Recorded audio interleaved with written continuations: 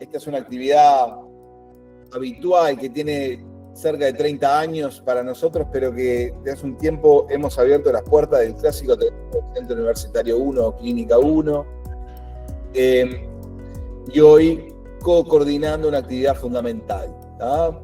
Yo me llamo Nicolás Bagatini, soy médico, soy psicoanalista y hoy acá en este momento tengo el sombrero de decano del Centro 1. Muy buenas tardes a todos y a todas. En el nombre del Centro Universitario 1 yo les doy la más cálida bienvenida a un nuevo Ateneo abierto titulado Intervenciones Clínicas con Poblaciones Vulnerables, cuando la psicoterapia se encuentra con la vulnerabilidad.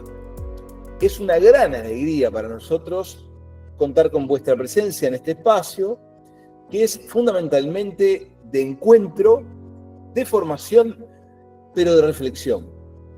Para quienes nos acompañan por primera vez, el Centro 1 es 32 años de trayectoria dedicados a la formación, a la investigación y a la asistencia en salud mental, y el recorrido que empezó la doctora Bagatini con algunos colegas pioneros nos ha permitido desde hace muy poco, unos pocos años, transformarnos en un instituto universitario oficial del Ministerio de Educación y Cultura.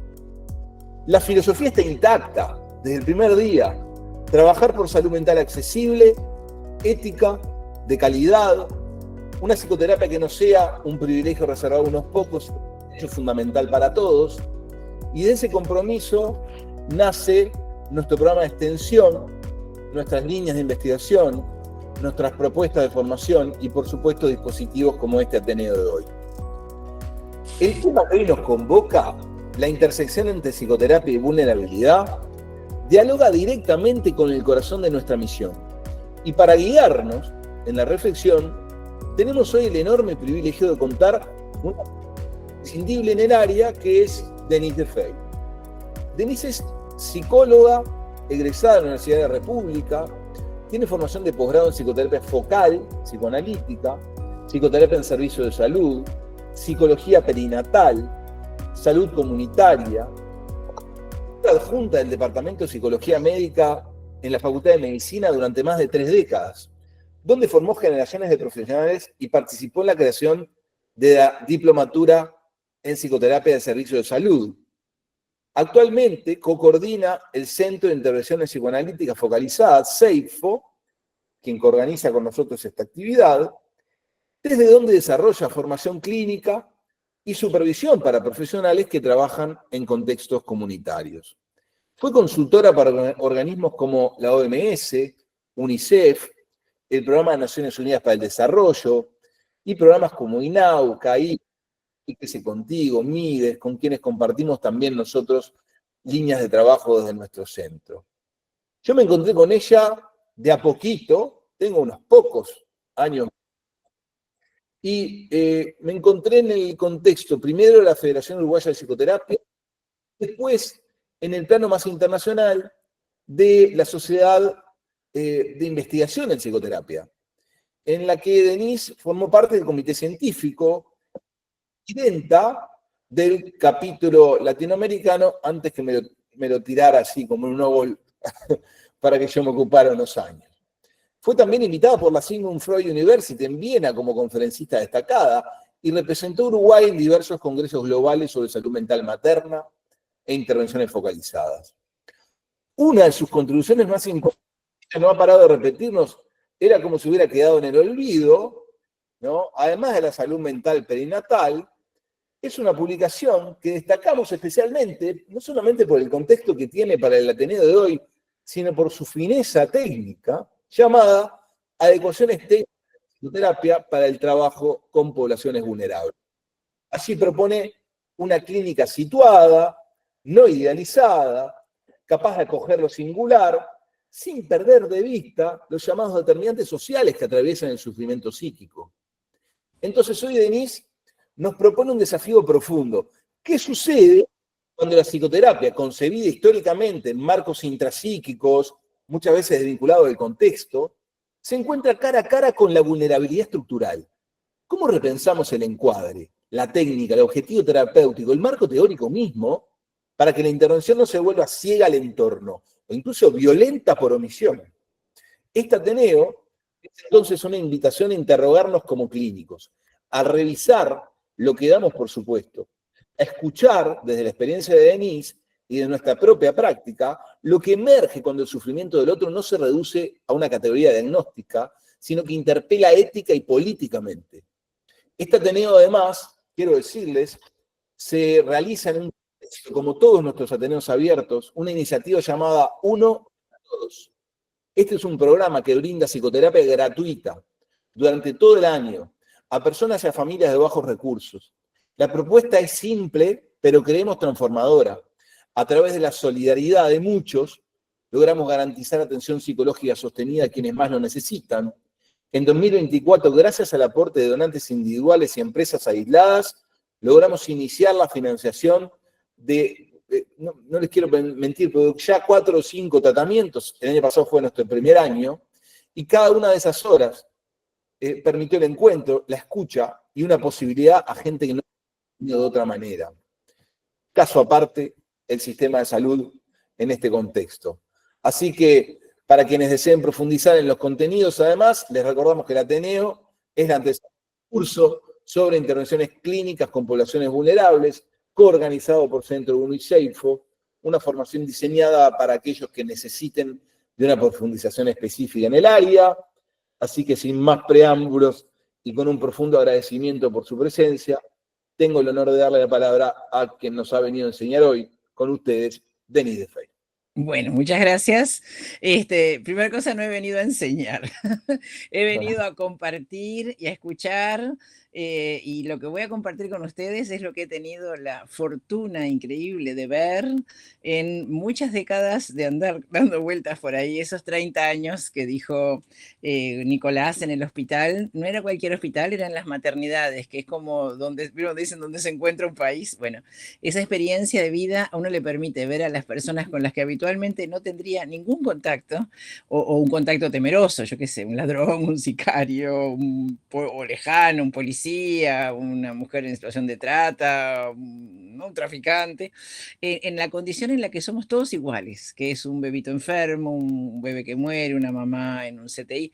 Entonces, eso para mí ha sido una impronta brutal de poder abrirme a mirar con otros ojos la vida y a repensar, obviamente, nuestras prácticas, ¿no? En lo que podemos ayudar humildemente. Entonces, por un lado es esa humildad de decir, no vengo a enseñar, vengo a compartir lo que he aprendido de las personas a las que nos debemos, en definitiva, porque, bueno, nuestro trabajo no es para una minoría, es para todos los que nos precisen, los que, no solo los psicólogos, todos los que estamos en el área psicosocial.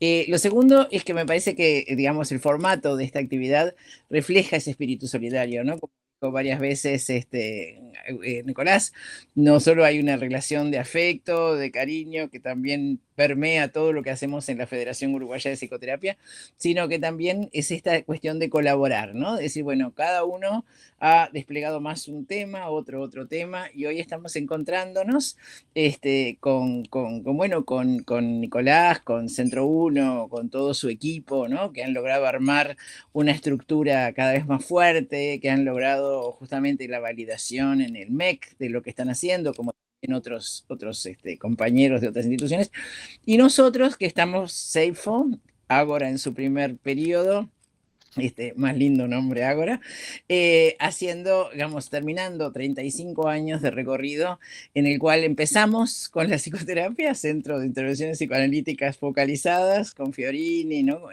Nos fuimos abriendo a intervención en crisis y año, muy arrimado con el trabajo que hacemos todo el tiempo con las instituciones, cada vez más profundizando en esto, ¿no? En lo que, bueno, ¿qué nombre le ponemos? Poblaciones vulnerables, excluidos, marginados, yo qué sé, bueno, nunca hay un nombre demasiado bueno, pero cada vez más preocupados con esto y tratando de, por eso decía, enseñar no, voy a transmitirles lo que he visto hacer, lo que he hecho, lo que he pensado a partir de lo que he visto hacer. Yo tengo un don que no es ningún mérito, que es poder, como hacen los yanquis que le ponen nombre a todo, bueno, a mí me sale solo ponerle nombre a todo, una pila bautismal innata, y he tratado justamente de, en todos estos años, ir corriendo hospitales, programas sociales, instituciones sociales en todo Uruguay, en el exterior también, de ponerle nombre a las cosas que hacemos que nos salen muy bien.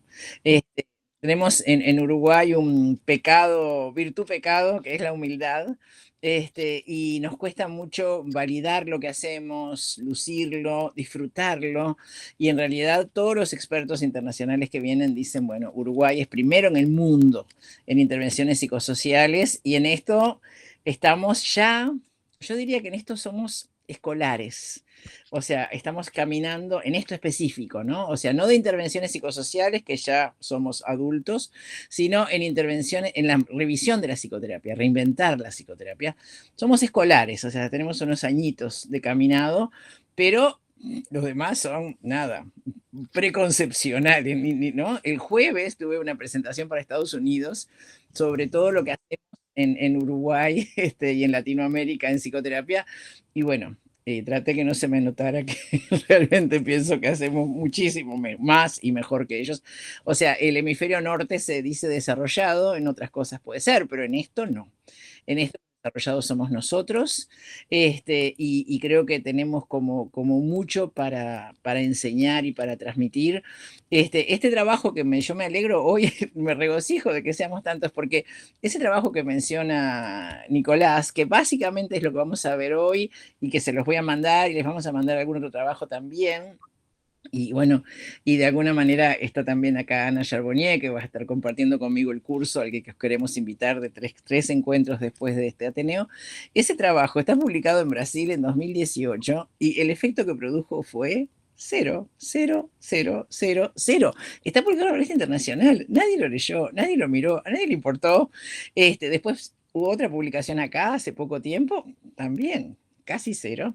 Entonces uno dice, no importa, hay que insistir, hay mucho para decir, hay que validar lo que se hace, hay que validar lo que se hace. Entonces yo me convierto en una especie como de, no sé, cosechador, ¿vieron el que cosecha la uva? Y bueno, yo cosecho todo lo que veo en todos lados, lo reúno, lo tejo, le pongo nombre, lo valido, y esa es mi función en esta etapa de la vida, de ser embajadora, de ser transmisora, de ser evangelista, de alguna manera, de decir, bueno, de transmitir un mensaje, una buena nueva, de todas las cosas maravillosas que se hacen. Yo les voy a hablar solo de lo que se hace.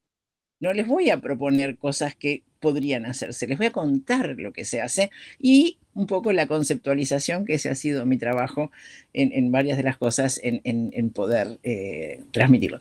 La idea es que tengo un PowerPoint muy jugoso para compartirles y ahí como somos tantos, vamos a ir de corrido porque no nos da para intercalar conversaciones, pero vamos a dejar un buen espacio al final para intercambiar y para poder escuchar a todos y compartir todos. Así que bueno, voy a compartir pantalla, si todo está bien. A ver, chan chan. ¿Qué tiene que suceder, Nicolás? No, estamos esperando, no, volviste ahí, perfecto. Ahora tenés que poner la presentación y poner pantalla completa. A ver, ahí, ¿estamos bien? Poné pantalla completa. Pantalla completa, chan chan, ¿está? Perfecto, estamos viendo. Ok, bueno, yo no los veo, así que si hay un incendio, si se acaba el mundo, si pasa algo, avisen. Bueno, entonces, intervenciones clínicas con poblaciones vulnerables. Y estas fotos, una es la clásica, ¿no? Papa Freud con la nena, con Ana Freud, ¿no? Que nos muestra muy claro que esto era otro lugar, otro tiempo, Europa, vida urbana, muy alejado de otras vidas, de los paisanos, de los campesinos, ¿no? Pero esto lo tenemos claro. O sea, de que era otra época y bueno, 2x3 nos acordamos de que hay que ayornarlo. Pero esto que está alrededor es un ejercicio que hago cada vez que voy a dar esta charla o esta clase o esta ateneo, como le quieran llamar, que es que busco ese día en internet, pongo psicoterapia, imágenes y veo que aparece. Y siempre aparece esto. Elegí nada, las 5 primeros que aparecieron. Fíjense, todos son blancos, todos están limpitos, todos están bien alimentados, todos están vestiditos occidental, ¿no? Todos están en lugares muy limpios, todos son muy prolijos, muy corteses, ¿no? Formal cortés, como decía en su época el cancionero. Bueno, este es el imaginario social de la psicoterapia. 2 personas, o a veces más, que hablan, una que escucha más, que dice más o menos, tira alguna cosa más o menos inteligente, pero esta es nuestra idea de la psicoterapia. Ahora, bárbaro, ¿no? Pero, ¿qué hacemos? ¿No? O sea, la psicoterapia fue originalmente, como les dijo recién Nicolás, diseñada para resolver conflictos intrapsíquicos generados en la propia historia y generalmente vinculados a la vida familiar. Ahí estamos en terreno, navegamos, pero muy conocido.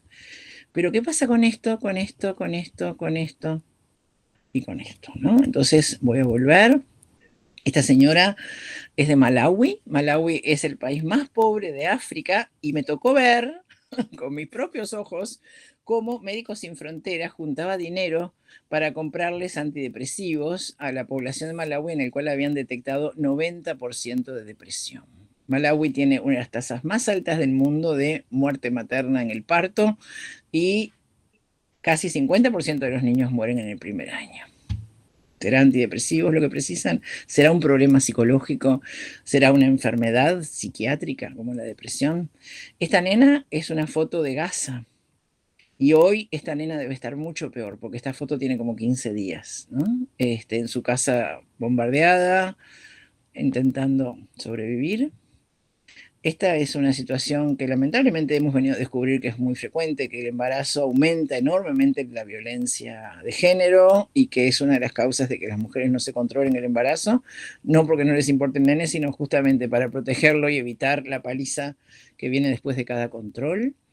Y esta foto que para mí es impactante, incluso la tengo en dibujo cuando pienso que el que mira no la va a soportar, es nada, Río de Janeiro, guricitos en calle, el mayor protegiendo al menor, ¿no? O sea, obviamente sin ningún referente adulto, ni estatal, ni familiar. Y esta foto de gente en calle, entonces uno dice, ¿les servirá para algo lo que hacemos? ¿Tendrá algo que ver esto, ¿no? Lo que vemos en este imaginario con ellos? Y acá aparece Fanon, que justamente en estos días se están cumpliendo los 100 años de su nacimiento. Frantz Fanon, psiquiatra de Martinica, filósofo también, ¿no?, de las Antillas, que fue el primero que dijo que el sufrimiento psíquico podía provenir de las condiciones sociales, pensando en los esclavos, en los negros. Fíjense, ¿no? Fanon ha sido, bueno, el ideólogo del Che y de casi todos los movimientos revolucionarios. La idea del hombre nuevo es de él. Y fíjense, hay una vuelta a Fanon, ¿no? Este libro, Fanon Hoy, la razón y revolución en Los Condenados de la Tierra, que es uno de sus libros, esto es 2021.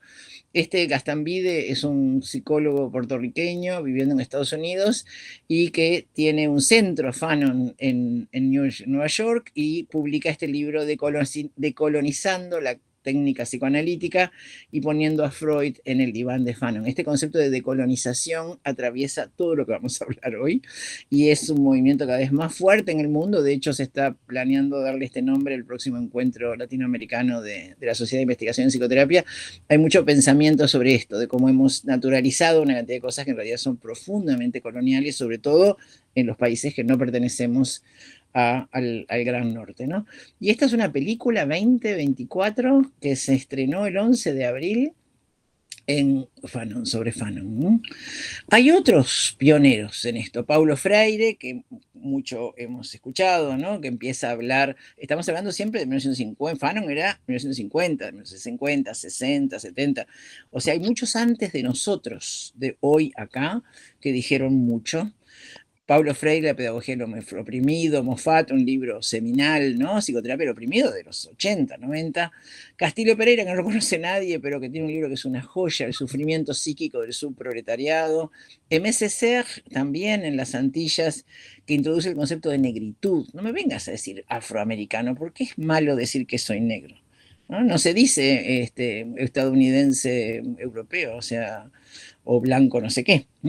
O sea, la dignificación, la valorización del hecho de ser negro, y también en las Antillas, igual que Fanon, igual que César Glissant, que es un sociólogo candidato a premio Nobel en su momento, que habla de la globalización versus la creolización. El creol es un lenguaje que se habla en el Caribe, que él lo trae porque, a diferencia de todos los otros lenguajes que son producto de siglos de civilización, son el producto del encuentro de dos civilizaciones, que es el amo y el esclavo que inventan este lenguaje para entenderse. El creol es el lenguaje que se habla en todo el Caribe, que se habla en las Seychelles, que se habla en todos los lugares donde ha habido esclavitud. Hay creol francés, creol inglés, creol holandés, y él habla justamente de la creolización en el sentido de algo que se crea en un encuentro, y donde los dos son iguales, amo y esclavo, y él tiene un libro maravilloso que es Poética de lo Diverso. Glissant es el que introduce, 1950, y la idea de diversidad. Pero no diversidad en un sentido, que nosotros usamos diversidad, perdón, para lo sexual. En el mundo se usa diversidad en el sentido de poblaciones vulnerables. Qué complicación, qué horrible, ¿qué hacemos con esta gente? Hacer cuenta que no los ves, bueno, tirarle con algo, ¿no? Tratar de destruir, no sé, o sea, todo lo que hacen las sociedades con lo diverso. Y él ya en esa época habla de la belleza de lo diverso, que está reflejada muy bien en la bandera de Bolivia, ¿no? Esa bandera plurinacional. Martín Baró, originalmente español, pero luego en El Salvador, crea a partir de su compromiso como sacerdote con la teología de la liberación, crea el concepto de psicología de la liberación. Camilo Torres y Falborda en Colombia, Camilo Torres también, jesuita, generan el concepto de investigación-acción participativa. No es yo, el investigador, en mi castillo, ¿no? Mirando desde allá arriba aquello que sucede y sin involucrarme, sino esta idea de todos estamos pensando juntos, viviendo juntos, navegando juntos, y aquel del que quiero saber algo también es cogestor de la investigación, cosa que es absolutamente fundamental si queremos hacer algo que realmente esté cerca de la gente, ¿no? Fuchs y Saforcada, dos hombres. Saforcada murió hace muy poquito. Fuchs es un hombre muy grande, los 80 largos.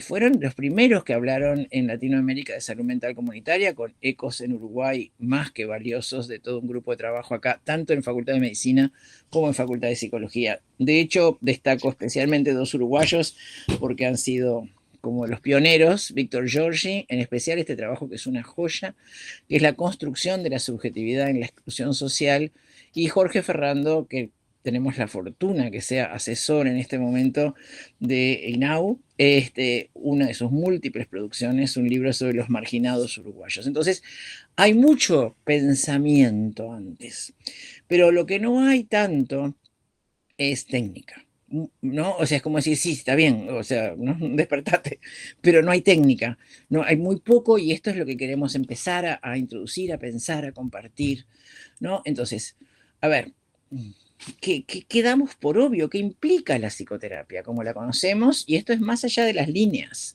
Esto es en todas las líneas, por eso la Federación nos ha dado a todos esta impronta como más de una mirada a lo universal, a los factores comunes, ¿no? Toda psicoterapia, por distintos caminos, con distintos énfasis, lo que quieran, sigue este camino. Primero, de construir las manifestaciones clínicas. A ver, le tiene miedo. Bueno, ¿a qué le tiene miedo? ¿Desde cuándo le tiene miedo? ¿No? ¿Por qué los aviones? ¿Le pasó algo? ¿No? O sea, desarmar, ¿no? A ver, pero está negando que hay atrás de lo que no está viendo, ¿no? O sea, explorar las causas, que obviamente en todas nuestras teorías y teorías psicológicas están en el pasado, a veces un pasado más reciente, pero la infancia acá, ¿no? O sea, ya sea que lo pensemos como experiencias traumáticas, que lo pensemos como aprendizajes equivocados, lo que quieran, pero buscamos para atrás, para adentro y para atrás. El revivir está entre paréntesis porque no todas las técnicas proponen el revivir. Sería sí el psicoanálisis clásico, por ejemplo, revivir en la transferencia, sí lo que llamamos terapias experienciales, un taller de Gestalt, ¿no? O sea, u otras constelaciones familiares, o sea, técnicas que de alguna manera hacen que la persona, bueno, pueda como psicodrama viajar a ese pasado momentáneamente y tomar como de ahí, digamos, elementos para poder reescribir esa historia. Y finalmente reconstruir, que sería como, bueno, ¿no? El broche de oro. Terminó la terapia, se pudo reconstruir la subjetividad, las manifestaciones conductuales, los vínculos, la percepción de sí, la vida, ¿no? Ahora, cuando nosotros proponemos esto, lo más frecuente que viene es no sostiene, no sostiene. ¿No? Esto, no sé, no puedo contar, pero lo he escuchado decenas, cientos, miles de veces. Bueno, se propuso una psicoterapia, pero no sostiene. Se consiguió una atención, ¿no? Pero no sostiene, ¿no? Y ahí le tiramos con todo a esa persona que supuestamente le íbamos a dar algo esto nuestro, tan valioso que le queríamos ofrecer, pero es hora de preguntarnos si es que el otro no sostiene o somos nosotros los que ofrecemos tratamientos insostenibles en esas condiciones de vida. Por lo pronto, deconstruir. Deconstruir, a ver, ¿no? En estructuras frágiles, en que no tiene posibilidad de sostener, puede significar lo único que se logró construir en la vida, ¿no? O sea, un rancho no es lo mismo que estar en la intemperie. Donde yo trabajaba había una señora que tenía muy prolijo en la calle, vivía en calle, un colchón y un nylon que pegaba a una casa abandonada, y ella cuando terminaba el día decía, estoy cansada, me voy a casa. ¿Vamos a deconstruir eso? Sí, obvio que no es casa, pero voy a deconstruir su negación, si querés llamarla de alguna manera, ¿y qué hago? ¿Y con qué la dejo? ¿No? ¿Con qué la dejo? Y un ejemplo que para mí es muy importante, trabajando como trabajo todo el tiempo con INAU y con muchas instituciones vinculadas a niños en situaciones vulnerables, la idealización de la madre. No hay chiquilín, y esto está estudiado y no me deja mentir Ana Yerbonía que está acá, que esto es un permanente, ¿no? Cuanto peor, o sea, es como inversamente proporcional. Cuando de verdad peor es la mamá, de verdad en la vida real, más los gurises idealizan. Otras figuras también, pero la madre es lo fundamental. Sobre todo cuando es nada, es humo, porque la mamá de verdad no está, no estuvo, lo explotó, lo abusó, ¿ah? ¿Y qué hago? ¿Le desconstruyo eso? ¿No? Le digo, bueno, quizá tú estás imaginando algo que tu mamá no era. A ver, por decirlo suave, lo dejo sin el pan y sin la torta. Por decirlo fuerte, esto es crueldad. Esto es crueldad. Porque este gurí, que todo indica que en la vida no va a tener una mamá externa, por lo menos tiene una mamá interna que lo acompaña. Y al contrario, ¿no? Lo que estamos haciendo siempre es démosle de comer a esa madre interna para que sea una presencia protectora, ¿no? Segundo paso, dijimos explorar, ¿no? Explorar la angustia, metámonos a ver, exploremos qué pasa, ¿no? Y acá tenemos un cuadro que todos conocemos, ¿no? Munch, ese cuadro sobre la angustia, pero ¿qué hay atrás? Y ahí ya no todo el mundo sabe esto. Esa angustia empieza cuando a los 5 años, como él retrata él mismo en este cuadro, muere su mamá, que la vemos ahí atrás, en el lecho de muerte, y el niñito de 5 años que se tapa los oídos y no quiere saber que su mamá se murió. Viene un curso de vida dolorosísimo, hay cuadros de él como joven, desgarrado, con el corazón sangrante, con el fantasma de la mamá que lo persigue, ¿no? No pudiendo encontrar un lugar en la vida, ¿no? Entonces, ¿está bien? ¿Le sirve a la gente que hagamos esta nuestra fórmula básica, ¿no? Y de explorar, ¿no? Una frase tan maravillosa que es de un jardinero de Bongard, uno de los lugares que trabajo, un hogar para madres adolescentes con niños, con sus hijos, y él dice, en el trabajo todo el día con las chiquilinas tenemos que ser malos historiadores. Porque si yo me la estoy plantando frutillas con ella, o estamos armando ahí una huertita, o estamos cuidando las flores del jardín de la casa que compartí, me estoy acordando todo el tiempo, y peor aún, les estoy recordando todo el tiempo, ¿no? Que fueron abusadas, que fueron violadas, que el nene es producto de una violación. No podemos vivir, ni ellas ni nosotros. Estamos plantando frutillas, punto. Y el nene está divino y acaba de hacer un chiste, una gracia divina, y ya está. Y esto es una de las tensiones de este trabajo. Poderme yo no olvidar de la historia, pero guardarme muy bien. Cuando decimos abstinencia, en nuestra tradición es abstinencia de no desembucharte, de no contarte lo mío. Acá es un sentido muy distinto de abstinencia, es de guardarme todo lo que sé de tu dolor, que muchas veces no debería ni siquiera preguntarte, lo debería sacarlo de una ficha o de una historia clínica, dármelo y guardármelo, no obligarte a volver a revivir esto, ¿no? Y ni que hablar que estas técnicas que implican revivir, bueno, hay hasta un cuestionamiento ético en esto, ¿no? Hay gente que ha explorado esto, ha trabajado esto, hay investigaciones, ¿no? De cómo el revivir estas cosas absolutamente insoportables producen riesgos enormes de desbordes de suicidio, de homicidio, de quiebres psicóticos. Y de hecho, el trauma temprano impide el desarrollo del hipocampo, que es la alcancía de los recuerdos. O sea que cuando decimos vamos a explorar ese pasado recordado, no hay recuerdo. No hay recuerdo porque la mente humana se protege de decir no, ¿no? Es cerrado por licencia, ¿no? O sea, no hay recuerdos, no hay recuerdos. Ahora, nuestra terapia es talking cure, es cura por la palabra, ¿no? Nosotros es nuestro arma, nuestro recurso, la navegamos maravillosamente. Pero el daño estructural, personas que justamente por algo tienen una vida de tanta vulnerabilidad, es muchas veces anterior a la palabra y no es elaborable. Fíjense, el 55% de la depresión resistente a todo tratamiento farmacológico o psicoterapéutico es una secuela de un trauma temprano.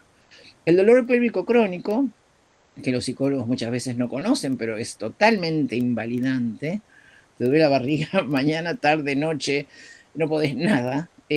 La causa más frecuente es el abuso sexual infantil, pero que muchas veces está olvidado, disociado o no fue registrado.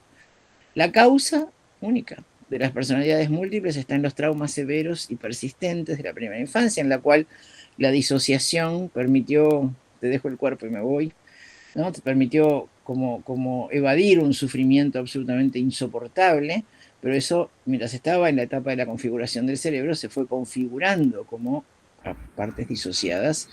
Las fallas en la capacidad de empatía, que las vemos en el maltrato, en el desamparo traumatizante, en la negligencia, en la explotación sexual infantil, o sea, en estas madres, padres que nos generan tantos dolores de cabeza y que tanto nos hacen sufrir por las cosas que les hacen a los gurises y por lo poquísimo que los entienden. Gurises, para los compañeros de España que están acá, es niños, niñas, adolescentes. Se producen en padres, madres, por las experiencias traumáticas tempranas que han tenido, que no permiten desarrollar a los 3 años lo que se llama la teoría de la mente. O sea, la teoría de la mente es imaginarme qué hay en la mente del otro, cuál es la intención. Mirá que te doy una paliza. Obviamente entiendo que no me va a dar la paliza, pero esa capacidad de imaginar por qué el abuelo me está poniendo yuyitos en el culito es demasiado insoportable. Más vale pensar que me lo hace porque me hacen cosquillitas.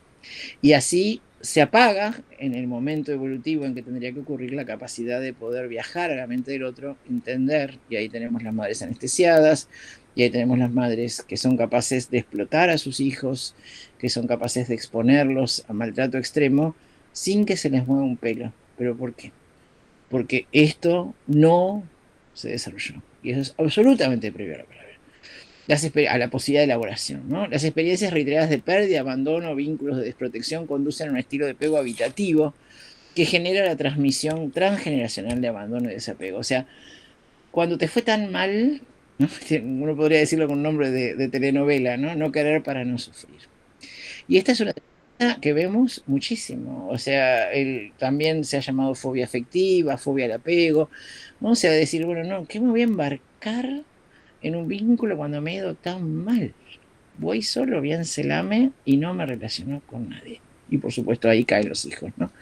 Ahora, nosotros, otro presupuesto, ¿no? De la psicoterapia, de hecho en Estados Unidos se enseña solo psicopatología en la carrera de psicoterapeuta, y la psicopatología es algo, bueno, como primos hermanos con la psicoterapia, ¿no? Sin embargo, acá hay que hacer una diferenciación muy importante. Porque cuando hablamos de psicopatología hablamos de fantasmas del pasado, ¿no? 80% de la patología de la vida adulta se genera en la infancia y las respuestas están en el mundo interno. Esta es una foto que uso con autorización de la persona que sacó esa foto de sí misma, pero me parece una foto maravillosa, ¿no? Aquello que Melanie Klein llamaba la asamblea de objetos internos. O sea, nosotros terapeutas estamos acostumbrados a ser buceadores, buceadores del pasado, porque todo está ahí, en nuestra idea. Todas las respuestas. Está bien, no es lo mismo haber de una infancia terrible que no haberla tenido. Pero en el concepto de desamparo, esa idea de insight, o sea, mirar hacia adentro, hay que empezar a complementarla con la idea de outside, y acá empezamos con los nombres. Esto es un invento, una palabra inventada, que después descubrí que Paulo Freire usaba un nombre algo similar. Pero quiero tomar esta frase que invocada por teóricos como Fuchs y otros, que es: el contexto se vuelve texto. O sea, el contexto en la vida no es solo el paisaje. Cuando es todos los días, a toda hora, de todos lados, se vuelve identidad, ¿no? Entonces la subjetividad se construye en el desamparo, pero también en la vida actual. Y esta foto y esta frase, junto basura, como basura, soy basura, están tomados de la tapa de un número de Brecha. Brecha, para los que no viven en Uruguay, es un semanario independiente, muy crítico y muy jugado, muy definido, ¿no? En la defensa de los vulnerables. Pero fíjense en esto, junto basura, como basura, soy basura. Esa no es nuestra teoría de base, porque eso no está necesariamente en el pasado. Quizá el pasado estuvo todo bien y quizá ese todo bien me ayude a llevar mejor esto. Pero no podemos negar esto, ¿no? Entonces fíjense los mensajes que recibimos en la vida adulta. Yo voy a un hotel, me ha pasado a veces que voy a congresos y te pagan un hotel o yo qué sé, o a dar un curso y me encuentro con una cama así. Para. Ahí van, entran 5, entra una familia de Opus Dei, yo qué sé, ¿no? Para mí, eso para mí. Pero yo porque trabajo en esto y porque tengo una aguda conciencia. Pero a ver, el mundo me está diciendo, tú vales todo eso. Tú vales triple plaza, 6 almohadas, ¿no? Son mensajes que uno recibe todo el tiempo de cuánto vale, ¿no? ¿Cuánto lugar? Ni siquiera nos vayamos a gente muy pobre, ¿no? Esto en muchos países asiáticos es así, o sea, trabajan en un lugar, viven en otro, es muy lejos, no da para volver, y entonces en la semana duermen en estos cubículos, que es una cama, una mesa de luz, una lamparita, una almohada y ta. Parecen lavadoras. Pero así es, ¿no? Entonces, ¿qué me dice el mundo? ¿Cuál es mi lugar? Un cubículo que debe tener 2 metros cúbicos. ¿Y qué me dice el mundo? Esto es una favela, que por lo menos tienen casa con techo, pero ¿qué me dice el mundo, no? De cuál es mi lugar, de cuánto vale mi individualidad, por ejemplo. En cada favela de arriba hay más de 1 millón de personas, ¿no? ¿Y qué le dice el mundo a él? A mí esta foto me gusta mucho. Vamos a tomarla de vuelta acá más adelante en la presentación. Es la presentación del curso que estamos invitando en 15 días. Pero a mí me gusta mucho esta imagen, ¿no? Del gurí, del chiquirín, ¿no? En un juntadero de basura, en un lugar donde se junta la basura con su bolsa recolectando. Que uno mira y, a ver, no está mal alimentado, no está enfermo, tiene ropa que parecería adecuada, pero miren la carita. Casi que pide permiso para estar, para existir, y a su vez te mira. Entonces, para nosotros es un poco este logo, ¿no? En el sentido de hay tanto para hacer, pero tanto del otro lado y tanta posibilidad de encuentro. Y esa es la esencia de la obligación absolutamente obligatoria de reinventar la psicoterapia, ¿no?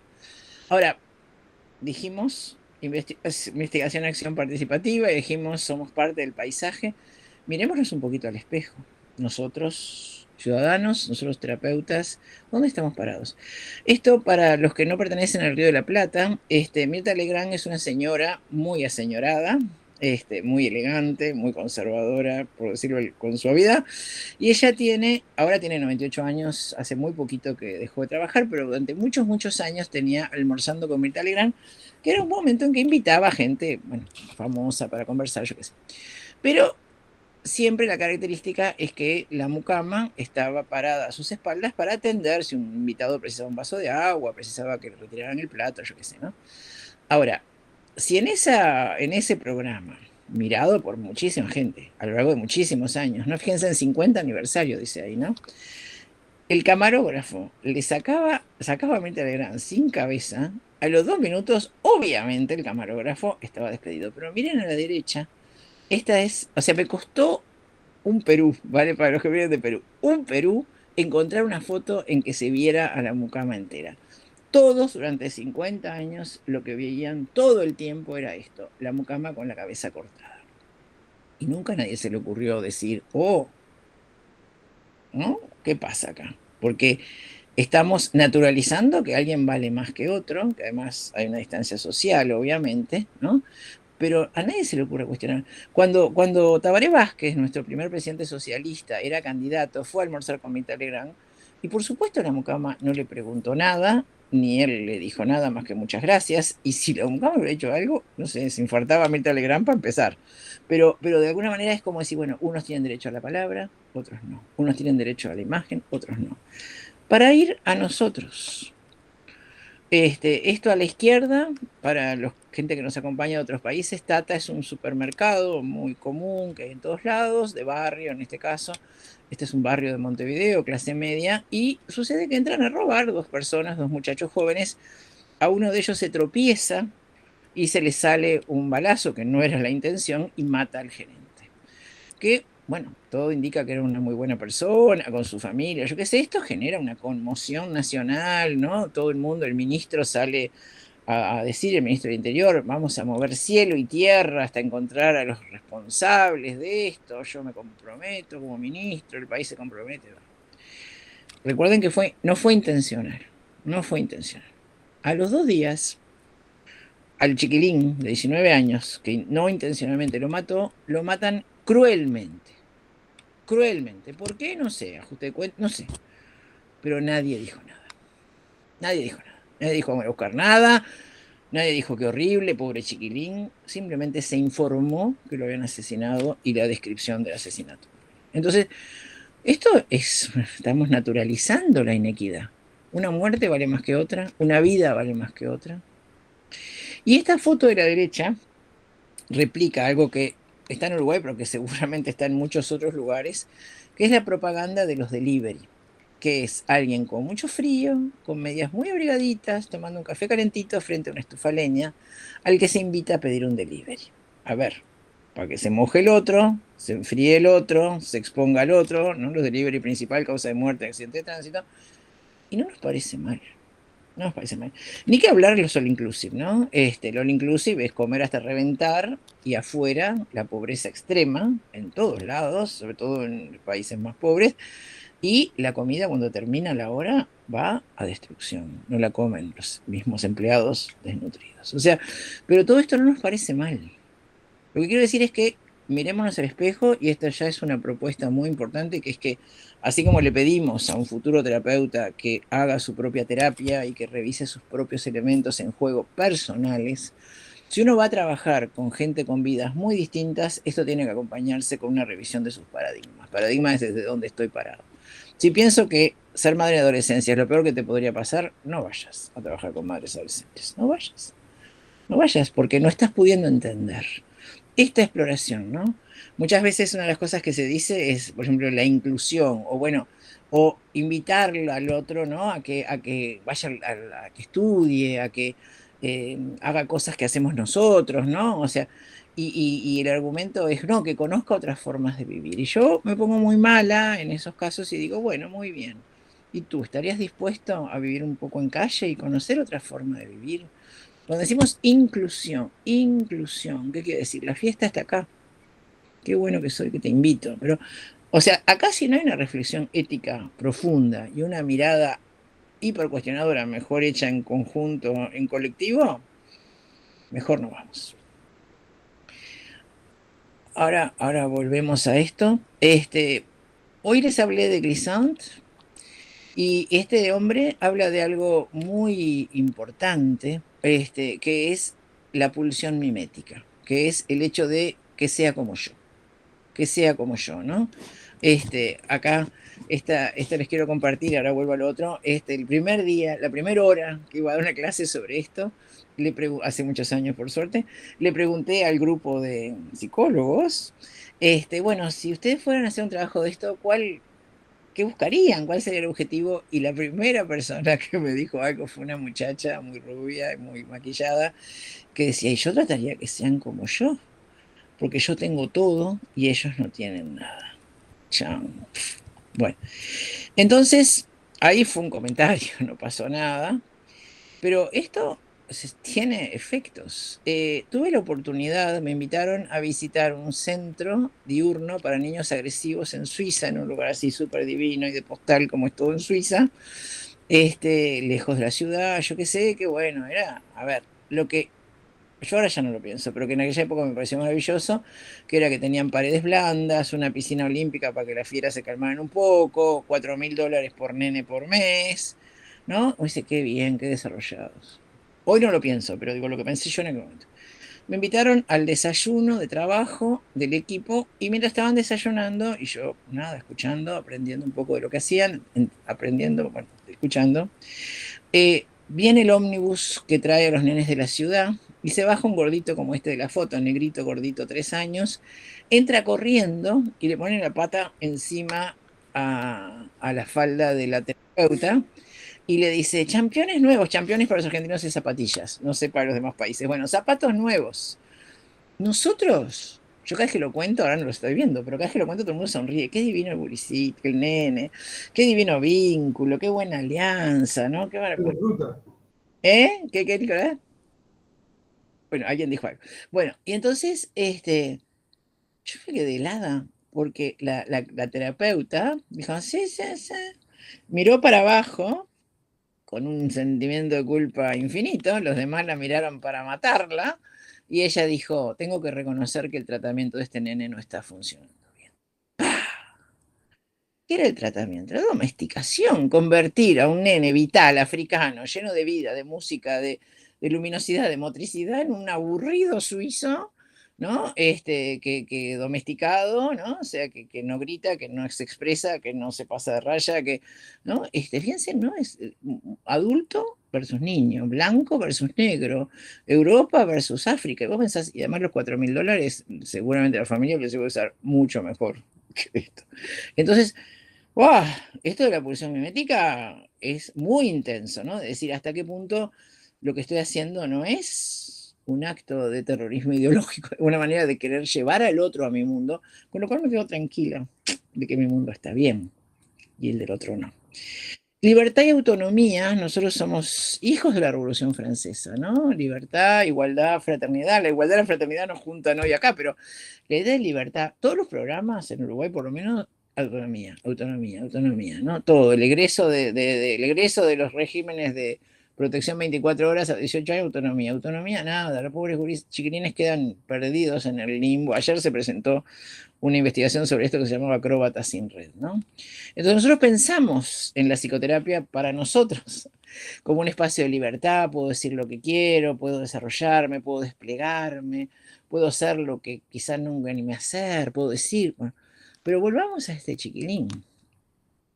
Él no quiere ser autónomo, él no quiere ser libre, o sea, lo que te está diciendo con los ojitos es otra cosa, ¿no? Está en un lugar en el mundo, está en el derecho a existir como persona valiosa, ¿no? Quizá, quizá no ir a la universidad, pero quizá no vivir todo el día juntando basura. Y nosotros que tenemos la suerte que tenemos agua, ¿no? En cuántos lugares la gente, los niños pasan horas y horas yendo a buscar agua y trayendo agua, ¿no? Entonces, cuidar o tutelar. Esta es un dilema muy fuerte que tiene que ver con nuestros paradigmas. Lo primero que uno le sale es tutelar. Obvio que hay que cuidar, pero quizá esto a la larga es terrible. Cuando empezó CAIF, y yo estuve muy, muy cerca de ese inicio, después estuve cerca siempre, pero los primeros 10 años, la idea era, traigan a esos niños, pobrecitos, pobrecitos, de esos padres horribles, y vengan con nosotros que somos limpios, blancos, inteligentes, y esto entra a los 10 años UNICEF a evaluar y ve que es un desastre, que los chiquilines estaban mucho peor, que la depresión de las madres ni te la cuento. Le generaba además un dilema a los chiquilines, ¿no? De fidelidad, a ver, el mundo es como me dice mi mamá o como me dicen acá. Y ahí, bueno, CAIF gira totalmente y más adelante cuando les hable de propuestas les voy a contar las cosas maravillosas que suceden, ¿no? Entonces, acá hay otro riesgo, no solo la pulsión mimética, sino la subjetividad heroica, esto es Elena de la Aldea, ¿no? Hay que salvarlos, hay que salvarlos. Ella dice, todo lo que no se puede entender, al Salvador lo explica en términos de carencia, de falla, de limitación. No hay recursos, no hay capacitación, no hay dinero, no puede, ¿no? Y ahí es donde empezamos, en este segundo tramo de la presentación, a repensar nuestra técnica. Hacemos entrevistas, 50 minutos, un lugar, 2 sillones, 2 sillas, ¿no? Uno que pregunta, otro que contesta, uno que evalúa, el otro que se expone, o espacio de conversación. Este concepto de espacio de conversación es un neologismo, si se quiere, o un nombre precioso, que surge en 2011 cuando por primera vez se hace el programa Uruguay Crece Contigo, que implicaba un trabajo territorial cuerpo a cuerpo, semana a semana, durante un año, con familias, ya sea en embarazo o con niños chiquitos. Y al terminar el primer año, que nadie tenía la menor idea si aquello había funcionado o no, para evaluar les dijeron una pregunta abierta: ¿qué te sirvió? Y 80% de las familias contestó el espacio de conversación. Vamos a entender que en familias que muchas veces estaban en calle o en situaciones extremas de necesidad, pero lo que valoraron fue el espacio de conversación.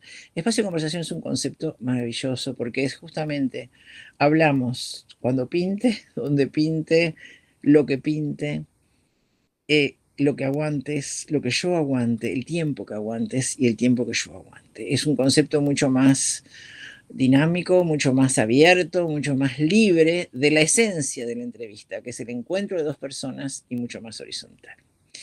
El trabajo en consultorio o en el servicio de salud versus en cuadro disponible. El cuadro disponible es un concepto que introdujo Mauricio Nobel, psiquiatra argentino, pero que vivió muchos años en Brasil. El encuadre disponible quiere decir de vuelta, ¿no? O sea, donde pintes. Vamos a ver varios ejemplos de esto, de lugares donde se produce el encuentro, que son mucho más viables y mucho más respetuosos y mucho más cuidadosos que el tradicional consultorio, ¿no?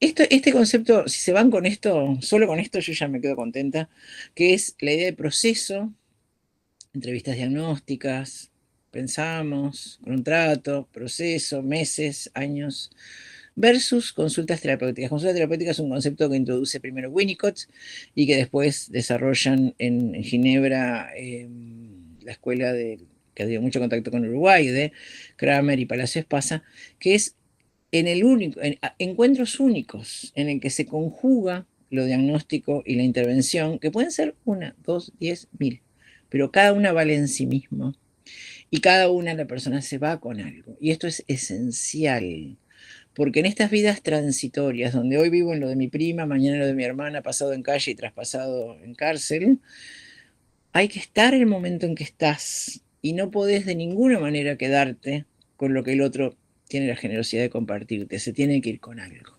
Algo tuyo, algo adecuado, algo respetuoso, algo sensible, algo pertinente. Entonces, este concepto es fundamental. La cura por la palabra, dijimos hoy, ¿no? Talking cure. Pero ya ni siquiera pensemos en poblaciones vulnerables. Ustedes piensen, nosotros para los extranjeros en Uruguay tenemos un sistema en el cual se garantizan a la gran parte de la población 48 sesiones de terapia a un costo cero o mínimo, mínimo total. Pero imagínense un peón de campo, 48 sesiones, o un pescador. O sea, este es nuestro sesgo cultural, aunque no tengan vidas desgraciadas. Hay mucha gente que no habla o que habla otros idiomas. El hombre de campo va a saber mucho más de canto de pájaro que cualquiera de nosotros, o va a saber cuando viene una tormenta. Entonces, el concepto que voy a desarrollar después de actos de valor simbólico. La palabra es una herramienta. En esto, muy limitada. Y nuestra cultura de psicoterapia, de lo que entendemos que tiene que ser, versus este concepto de humildad cultural que lo han desarrollado algunos autores, hay libros sobre esto, ¿no? Es decir, cómo me posiciono frente al otro. Y esto tiene que ver directamente con la colonización de la psicoterapia. Vengo a traer un modelo al que hago que el otro se calce como puede, o trato de danzar con su música, bailar con su modo, entender, y les voy a contar ejemplos concretos de esto. La relación de trabajo, yo me enorgullezco mucho de tener una relación muy fluida, como les conté, con gente con vidas muy distintas, pero la frase que más escucho muy respetuosamente es: usted no entiende nada. De verdad, de verdad, ¿no? Si vamos a los bifes, en el fondo, no entendemos nada, ¿no? Los conceptos de transferencia y contratransferencia de clase. O sea, el otro no ve en mí solo la proyección de su pasado o de sus figuras internas, también ve en mí a alguien de vuelta, blanco, limpio, rubio, bien alimentado, que tiene la heladera llena, y viceversa. ¿Yo qué veo en el otro? Veo un desgraciado, veo alguien que me va a robar en la esquina, veo un pobrecito que tengo que ayudar, o veo a alguien muy valioso, veo mujeres con 8 hijos haciendo cosas que yo jamás lograría hacer. Esto está presente. El concepto de vínculos extractivos, este es otro invento, el nombre, pero esta relación en la que de años, decenios, generaciones de distancia social, es muy difícil lograr una horizontalidad, y el otro hay algo que siempre está en la posición mendicante. Hay unas conversaciones alucinantes con un muchacho de mi barrio que vive en calle y que conozco hace muchos años de niño. Conversaciones profundas, maravillosas, pero que siempre terminaban con, ¿me das 20 pesos? No, no te quiero dar 20 pesos, muchacho, estamos... No. Bueno. O sea, hay que tener claro esto, lo mismo que el odio de clases. Thoma y Kegel en Alemania ya hablaban de esto. Es real y hay que entenderlo y bueno, y asumirlo. Y esto es un concepto que no es mío, el nombre, lo escuché en un taller, lamentablemente, un taller que hicimos en un congreso de APU sobre desamparo, un participante lo trajo, lamentablemente no sé quién es, si algún día aparece, por favor, quiero hacerle honor. Concepto maravilloso. La idea de transferencia, en los que no están asociados al mundo psicoanalítico, es que yo en una relación con alguien que me va a ayudar, médico, psicólogo, quien sea, pongo cosas de mi pasado, de mi historia, ¿no? Entonces veo la mamá benefactora, el padre castigador, veo en el otro lo que no es lo que imagino. Pero eso tiene que ver conmigo. El concepto de transferenciar, y por lo tanto el técnico trata de no mostrarse el concepto de neutralidad, de abstinencia, y decir, bueno, porque así podemos como entender qué le pasaba reviviéndolo en esta relación hoy nuestra, ¿no? ¿Por qué siente que no me importa, por ejemplo, ¿no? Bueno, porque en el pasado a otro no le importa. Pero el concepto de transferencia radioactiva es otra cosa. Que hagamos lo que hagamos es mentira, que somos neutros y que somos abstinentes en la relación porque tenemos poder de vida y muerte. Nosotros estamos obligados, no solo psicólogos, trabajador social, maestra, educador, obligados a denunciar si vemos situaciones de abuso, de maltrato, de explotación sexual. Y por lo tanto, estamos armados. O sea, tenemos poder de vida y muerte, de quitarle a la gente lo que más le importa, aún en esas situaciones. A los padres sus hijos, a los hijos sus padres. Y esto hace que, ineludiblemente, las mentiras atraviesan. O sea, el otro tiene la obligación de cuidarse de mí. Las mentiras atraviesan nuestro trabajo. Y esto para los terapeutas de cualquier línea es un puñal en el corazón, porque nosotros partimos de la base que el otro es honesto, que el otro nos canta lo justo, que nos dice la verdad, incluso esa verdad que no se anima a decirle a nadie. No es cierto. La relación está plagada de mentiras. Y si no entendemos esto, no entendemos nada.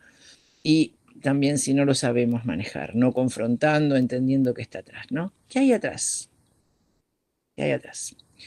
Un deseo intenso que no se realiza en la realidad. Un chiquilín, 12 años, todos los lunes contaba en el centro juvenil al que iba que el fin de semana había ido a pescar con su papá. Papá que estaba preso por abusar de él hace 5 años. Un deseo de tener un papá. No me está mintiendo, no me está agrediendo, no me está metiendo verso, como decimos nosotros, ¿no? Ser otro, vivir otra vida menos dolorosa. No me quiero ni acordar, y capaz que hasta el cerebro me ayuda a no acordarme que de niña era mula, o que mi mamá me regalaba a sus amigos. No, soy otro.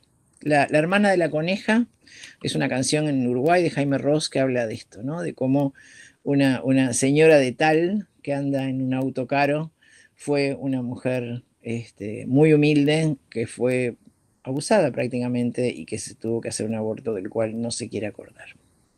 Un anhelo de reescribir la propia historia siendo el guionista, esto es un fenómeno que vemos mucho en lo que se llama parentalización, ¿no? Ahora voy a tener un hijo, yo voy a hacer las cosas, las voy a hacer distintas, va a estar todo bien, lamentablemente muchas veces no, pero no puedo, si quiero hacer eso, decir que tengo 3 hijos en un paro que me lo sacó el juez.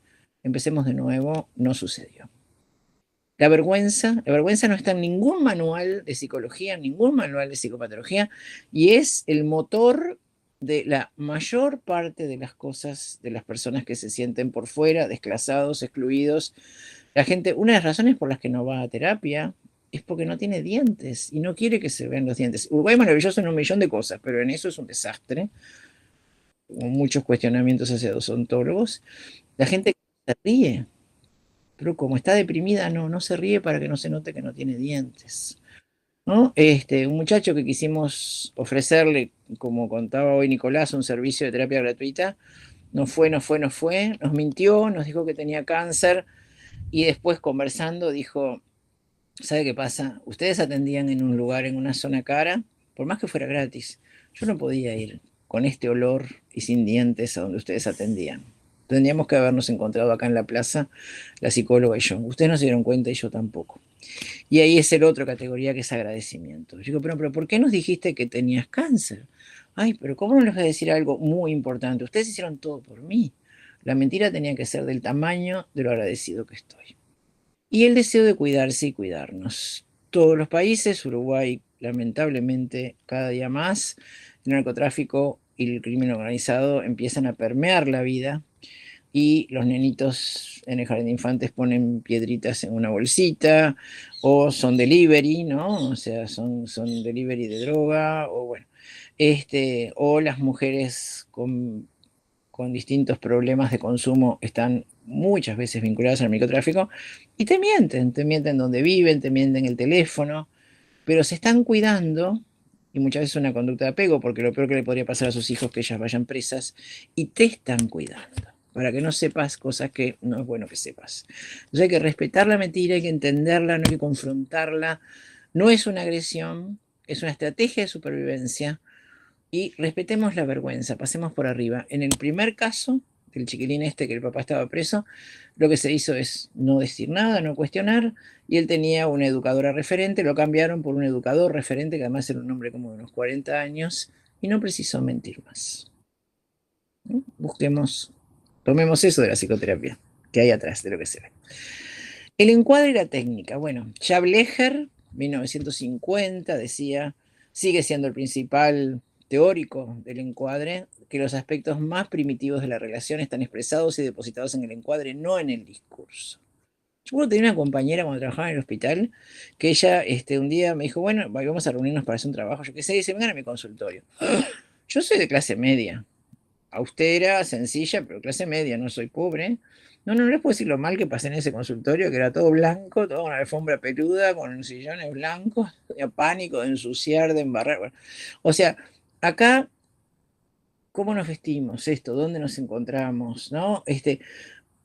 La forma, ¿no? O sea, esta compañera tenía una túnica para el hospital de modisto francés y yo la odiaba. ¿Cómo vas a ir al hospital con una túnica de modisto francés? ¿Qué estás diciendo? ¿No? Entonces, esto son unas cosas fundamentales. Me acuerdo unas chiquilinas operadoras del Uruguay que se contigo que iban al barrio, iban en bicicleta y llevaban en el hombro un banquito cada uno un banquito de pescador, porque si no daba para sentarse en la casa, que por ahí estaba el marido golpeador, o era imposible, o era demasiado vergonzante, se sentaban en la vereda y conversaban en la vereda.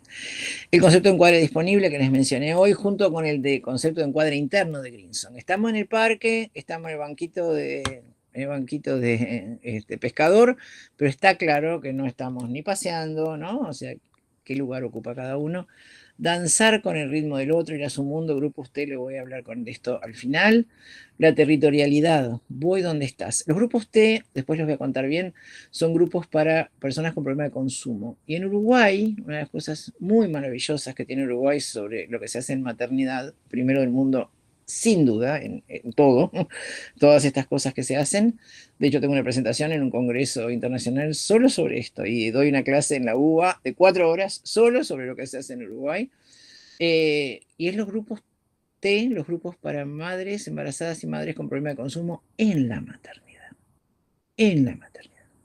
Mientras está embarazada, internada, en los días en que tuvo su bebé, volviendo al control del nene, abierto, podés volver para cualquiera. Pero esto es fundamental, no solo por la accesibilidad, porque tiene un contenido simbólico. Yo voy a vos, yo me como las 2 horas de ómnibus, yo meto la pata en el barro, ¿no? Esto es crucial. Nosotros, Uruguay, venimos de la dolorosa experiencia de que en los últimos años se derrumbó, esto se destruyó, en el trabajo territorial en gran parte, en el camino el narcotráfico tomó lugar y ahora estamos viendo cómo hacemos para volver. El concepto de menor dosis, estos los voy a desarrollar ahora, ¿no? El de dignificación.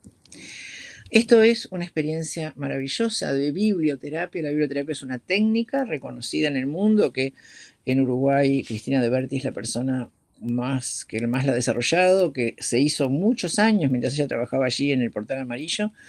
Y el grupo de personas en calle que sigue un proceso de biblioterapia genera un libro de poemas que se llama El proyecto se llama Libre con Libros y el libro se llama Mi Casa Interior, para alguien que no tiene casa. Esto fue presentado en la Intendencia de Montevideo oficialmente, de la misma manera que fue presentado el libro Con qué sueñan los hijos de puta, escrito por Karina Núñez, presidente de la Organización de Trabajadoras Sexuales, sobre los hijos de prostitutas, la dignificación, ¿no? La dignificación, la dignificación.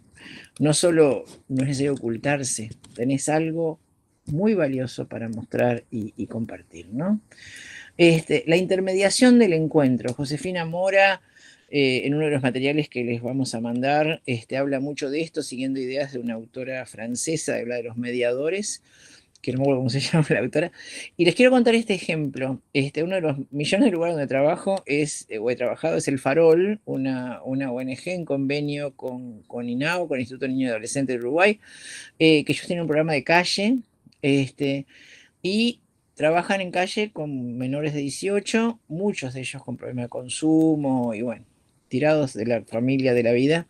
Y cuando logran un encuentro significativo, una presencia, un acercamiento con los chiquilines, los invitan a un fin de semana, a acampar un fin de semana. Cuando me contaron esto, que yo lo llamo turismo terapéutico, yo dije, bueno, qué bárbaro, ¿no? O sea, porque también esta experiencia, fíjense, chiquilines es la única vez en la vida que tiene dos adultos que se ocupen de él, que además duermen con el nene en el medio, es una educadora y un educador. Imagínense lo que es esto, ¿no? Y yo dije, pero ¿por qué no un paseíto? Bueno, me miraron así como diciendo, no entendés nada, y la frase fue porque el fueguito abre el alma. Sentados al lado del fogón y sin mirarnos, miren nuestra técnica, siempre mirarse, no se aguanta la mirada cuando tenés cosas tan terribles para mirar, para contar, cuando tenés dientes y estás sucio. Entonces, mirando el fueguito, no mirándose uno a otro, los chiquilines en esas 2, 3, 4 horas cuentan toda su vida, hablan de todos los dolores y equivale a una psicoterapia. Menor dosis. Este es un concepto fundamental, que el nombre es mío, el otro no. Este nombre sí es un invento. Y les quiero contar esta experiencia maravillosa. Virginia Miller, una colega uruguaya, ella maneja muy bien inglés y trabaja para una ONG de Los Ángeles, California, Estados Unidos, que tiene un programa de terapia para personas en calle. Este programa es, por eso lo puedo hacer desde acá, una sesión telefónica que las personas tienen una vez por mes. Fíjense, 15 minutos una vez por mes. Cuando se puso el sistema de psicoterapia, que era 48 horas anuales, todo el mundo enardecido de que era poquísimo. Uno de 15. Bueno, lo que ella cuenta es que ninguno de estas personas aguanta más, muchos menos que los 15 minutos, que esperan todo el mes, que hacen una hora de cola para poder llamar desde el centro, desde la ONG, y que esos 10, 15 minutos son fundamentales. Es la única vez que esta persona puede hablar de sí misma, puede contar sus cosas más dolorosas. No aguanta más, y no aguanta más. Y otro ejemplo de menor dosis es una señora con una cierta discapacidad intelectual que era explotada sexualmente por su mamá y que, sin darse cuenta, las hijas preciosas, 8 o 9 años, iban caminando al mismo destino sin que ella tuviera la mínima intención y adorándolas. Se discutió muchísimo, sacarle las hijas, ¿no? Bueno, y finalmente se encontró una resolución maravillosa. Las hijas, ellas de un lugar del interior, viven en otro lugar del interior con los tíos. Ella hace videollamada con las chiquilinas casi todos los días y la jueza le encarga los cumpleaños. 2 veces por año, INAU, Instituto de Niños y Adolescentes de Uruguay, público, estatal, paga el pasaje, paga todos los insumos de los cumpleaños y ella esos 2 días, para lo cual obviamente se prepara más o menos un mes para preparar la torta, la sorpresita, lo decorado, todo, es madre en condiciones de seguridad para todos. Las nenas no pierden a su mamá, ella no pierde a sus hijas y estos familiares aseguran todo lo demás. Acá la creatividad, San Agustín decía, ama y haz lo que quieras. Yo diría acá, ten claro a dónde vas, ten claro qué precisa el otro, explorar la demanda, por supuesto, y tratar de entender es crucial. Sé muy humilde y haz lo que quieras. Los actos de valor simbólico, que es lo que yo creo que es la esencia de estas intervenciones justamente en vez de la palabra, ¿no? Primero les voy a contar uno y después vuelvo a esto, ¿no? Esto es, no, Josefina, bueno, esto es programa de calle, y now de vuelta, hay dos hermanos, 11 y 13, que viven prácticamente en calle, tienen casa, pero los padres son pacientes psiquiátricos, viven todo el día en la calle, súper agresivos, ni escuela, ni nada, bueno. Se acerca un programa de calle y descubren que no solo no tienen cédula de identidad, no tienen partida de nacimiento. Fíjense, no tienen partida de nacimiento, no existen, no nacieron. Como se hace en Uruguay, siempre lo primero es sacarse la identidad, no solamente para viabilizar intervenciones de todo tipo, escuela, lo que fuera, sino también como un acto de dignidad y de dignificación, ¿no? Tú existís, acá está el concepto de nuda vida de Benjamin, ¿no? Bueno, cuando van a sacar la cédula y la partida de nacimiento, descubren que no tenían 11 y 13, tenían 13 y 15, estaban tan desnutridos que parecían 2 años menores. Bueno, levantan los documentos y cuando se los van a llevar se dan cuenta que ese día era el cumpleaños de 15 del más grande. Entonces por el camino van comprando pizza, Coca-Cola, una tortita, yo qué sé, en la panadería, van juntando chiquilines, llegan y le hacen una fiesta de 15. Esta es una foto de internet, pero refleja exactamente lo que contaron la gente que hizo esto, que tuve el honor de que me lo contaran, que lo compartieran en una actividad. El chiquilín lloraba de emoción. Eso es un bautismo, eso es un acto de nacimiento, es un nacimiento social, es existir, es que alguien te dignifique y es un acto de valor simbólico. Entonces, el acto de valor simbólico atiende a una diversidad de códigos que trascienden y complementan la palabra como modo de abordaje. Implica un mensaje en múltiples niveles que atiende desde lo consciente y racional a los aspectos más primarios y que permanecen fuera de la conciencia y racionalidad. Reflejan una captación compleja de una realidad interna y externa igualmente compleja, y como intervención pueden tener un efecto duradero, rompiendo el hechizo de problemas o carencias crónicas. Ese ejemplo me parece perfecto, de romper el hechizo. Tú no existís, nunca naciste. Y en definitiva reflejan un elemento fundamental que es el respeto y el interés genuino por el otro. Un cambio de paradigma fundamental. Esta imagen de la izquierda, ¿no? Un caño viejo de hierro, deteriorado, oxidado en una pared, ¿no? Bueno, esto es nuestro pasado, caños viejos que están dentro nuestro y que bueno, ¿no? Pero resulta que a veces los caños viejos empiezan a romper la pared o a generar humedad. Bueno, hay dos maneras: picar la pared, encontrar dónde está el caño roto o viejo, y ver qué reparar, qué cambiar, ¿no? Esa es la manera como más que refleja la idea que tenemos de psicoterapia. Pero hay otra manera de hacerlo, que es cañería externa. Empecemos de nuevo. Demos por obvio que aquello ya está, que no puedo picar toda la casa, que además picar es una catástrofe. Caño nuevo. Y este es el concepto de experiencia emocional correctiva o reparadora. Originalmente Alexander y French, 1949.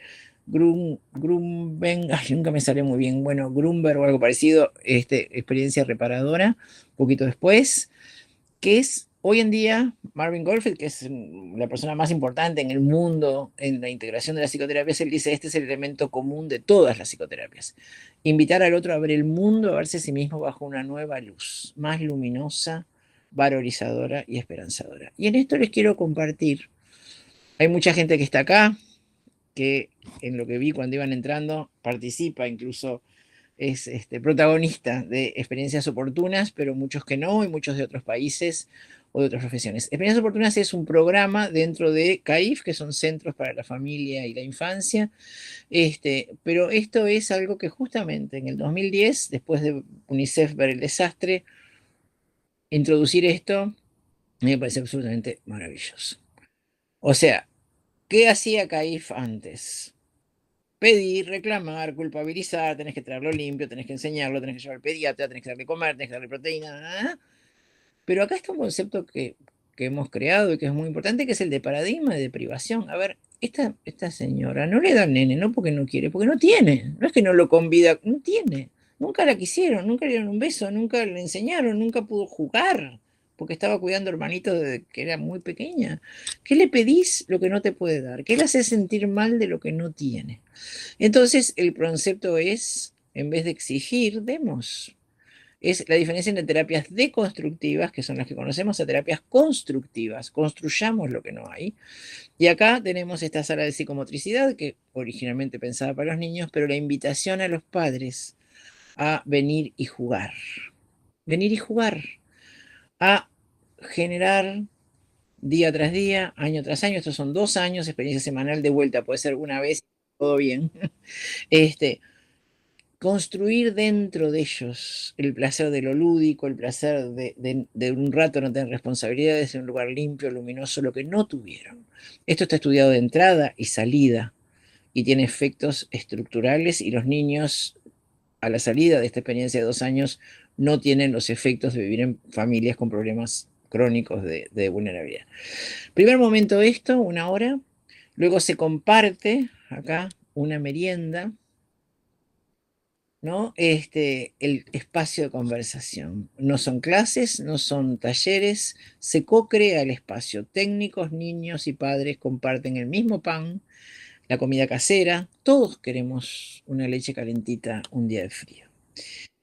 Se danza con los tiempos y momentos de los padres, se comparte el pan, se evocan dolores pasados, se encuentran esperanzas y caminos, una comida casera que calma muchas hambres. La cocinera es una figura crucial acá, y un momento de resignificación de la experiencia de jugar como niños. O sea, para los que somos psicólogos, el primer bloque se vive en proceso primario, el segundo bloque en proceso secundario. Puedo llevar a mi identidad como padre la idea de que jugar es algo que puedo dar. Y en el tercer momento, que está reflejado en la tercera foto, los padres hacen con los niños lo que ellos vivieron, jugar en el mismo espacio. Esto es directamente maravilloso y me parece un ejemplo estupendo de que hay que inventar cosas muy distintas. Acá está, ¿no? Dar lo que se recibió, ¿no? El fortalecimiento es un concepto, nosotros estamos muy acostumbrados a oír hablar de apoyo, pero la idea de apoyo es te doy que vos no tenés, ¿no? O sea, transfusión. El concepto de fortalecimiento, de dignificación es un concepto central en todos los programas, que es esto, ¿no? O sea, el clavito que se transforma en bailarina, pero no dándote lo que tengo yo, no, ayudándote a encontrar, a descubrir tus potencialidades. Y este concepto que es muy lindo de Samson, la celebración del otro. O sea, el otro no como ese carente, vacío que hay que llenar, sino que tiene para dar. Yo estuve acompañando un programa el año pasado que eran talleres para madres con hijos en una residencia, un hogar de madres e hijos, y el plan era 2 talleres por semana que daba el programa. Digo, pará un poquito. Cuando vos les das vos todos los talleres, ¿qué estás diciendo? Ellas no saben nada, yo sé y yo les doy, de bueno que soy, ¿no? No, no, no. Al ingreso, exploremos sus habilidades y cuando terminó mi trabajo, el 50% de los talleres los daban los operadores y el 50% daban las madres. Que una de ellas tejía como los dioses, otra hacía tortas como maravillosas, otra sabía coser divinos vestiditos. Bueno, entonces, cuando decimos celebración del otro, y esto es un requisito esencial, no ver al otro como carente, verlo como, bueno, con capacidades diferentes que complementan las mías. Y esto implica un desafío muy grande para nosotros como terapeutas, que es mostrarse frágil. Poder mostrarse, poder encontrar al otro en nuestras básicas fragilidades. En un operador de uno de estos programas, en calle, iba a trabajar con un chiquilín que estaba en calle, drogado, fisurado, decimos acá, pasadísimo, y antes de la hora que tenía que entrar a trabajar y que ese día iba a trabajar con él, pasa por el pediatra en el control de su hijo y el pediatra dice que el hijo tiene algo muy grave. Va al encuentro llorando. Cuando se acerca dice, ¿qué hago? ¿Me muestro o le digo, dale, vamos, vamos? Dice, no, no, no tengo opción, no tengo que mostrar, no puedo parar de llorar. Se acerca, el chiquilín estaba navegando, pasadísimo, 17 años por ahí. Y de repente abre los ojos y lo ve y dice, vos, loco, ¿estás llorando? Sí, ¿qué te pasó? Entonces le dice, el chiquilín se para y le dice, no, no, no, dale, vamos a jugar al básquetbol. El básquetbol cura el alma. Te convido con, hoy te ayudo yo a vos. ¿Nos animamos a eso? Y para terminar les quiero mostrar 2 ejemplos, 3 de modos de trabajo concretos, coherentes, conformados, con gran trayectoria, y en este caso, validado por la OMS. Esto es la terapia comunitaria integrativa que crea Barreto ya como hace como 15, 20 años en Brasil. Hay 200 centros en Brasil, hay en Suecia, hay en Francia. La OMS lo valida como el mejor método para trabajo con las situaciones cotidianas, con las crisis comunitarias. 85% de las situaciones se resuelven así. Y es nada, un lugar, el técnico es nada, el escenógrafo y el validador y el amo de casa, ¿no? Bienvenidos, ¿qué tal? ¿Cómo están? Bueno, ¿cómo andan? ¿Hace frío? ¿No? Y solamente facilita el encuentro. Esto es cada día va el que quiere, es el salón comunal en un barrio, la parroquia en un pueblo, ¿no? Es un lugar de encuentro común. Dice, bueno, a ver, cada uno por qué vino hoy. Cada uno cuenta, dice, bueno, decidamos entre todos qué priorizamos hoy. Y alguien dice, bueno, fulana es la quinta vez que se separa de marido, vamos a ayudar a fulana que se le murió un bebé. Entonces, la pregunta que hace el psicólogo es, bueno, ¿a quién le pasó y qué camino se encontró para resolverlo? Y ahí entre todos van buscando soluciones. Y ya les digo, en estas intervenciones que además son de empoderamiento, porque son ellos que encuentran su solución y que uno se asegura que son culturalmente competentes, porque no es uno que viene con la solución. Así que este es un ejemplo. El otro, en Paraguay, Agustín Barúa, él la llama terapia placera. En África lo llaman los bancos de la felicidad. Y en Perú, la foto de la derecha representa la Asociación Psicoanalítica de Perú, perdón, de Psicoterapia Psicoanalítica de Lima, que una vez por año ven las sillas de plástico, arma carpas, en realidad son carpitas individuales, pero encontré una foto en la plaza y remedando a Freud, que hizo la terapia de Mahler caminando por un parque. Es abierto a la comunidad, silla de plástico, terapeutas en yoga, en ropa deportiva, y cada año 200 personas vienen a tener, obviamente, una consulta terapéutica, ¿no? Entonces, fíjense, ¿no? Esto de la terapia placera, y vuelvo al ejemplo aquel, de aquel muchacho que decía, nos hubiéramos encontrado en la plaza, no nos dimos cuenta. La plaza es un lugar natural, es un lugar donde no hay sucio ni limpio, es un lugar donde no hay la tensión de estar en una institución, la distancia social de entrar a un consultorio. No me parecen propuestas muy valiosas. Y la última que les quiero compartir, y iba a acompañarnos, espero que esté Juan Triaca, que fue uno de los creadores, junto con Miguel Silva, Carlos Saavedra y Joaquín Rodríguez Nebot, de estas. Por eso digo, se nos ocurren, inventamos precioso en Latinoamérica, precioso. O sea, esto es mil veces superior a las cosas que se hacen en muchos otros lados. Los grupos T. El portal amarillo es el nodo para de toda la asistencia pública para el trabajo en consumo de sustancias. Y ellos inventaron esto, que primero les quiero contar cómo es, no porque ustedes van a estar leyendo. Bueno, la idea era permeabilizar el acceso, ¿no? O sea, decir, bueno, a ver, lo de nos sostiene. Si yo le digo venir jueves a las 4, el que está drogadísimo no tiene la menor idea que es jueves ni que son las 4, por más que quisiera venir. Aceptar el modo de vida del otro, ¿no? Que tenés que venir jueves a las 4 acá con la archivera, ¿no? Tomarte el ómnibus, ¿no?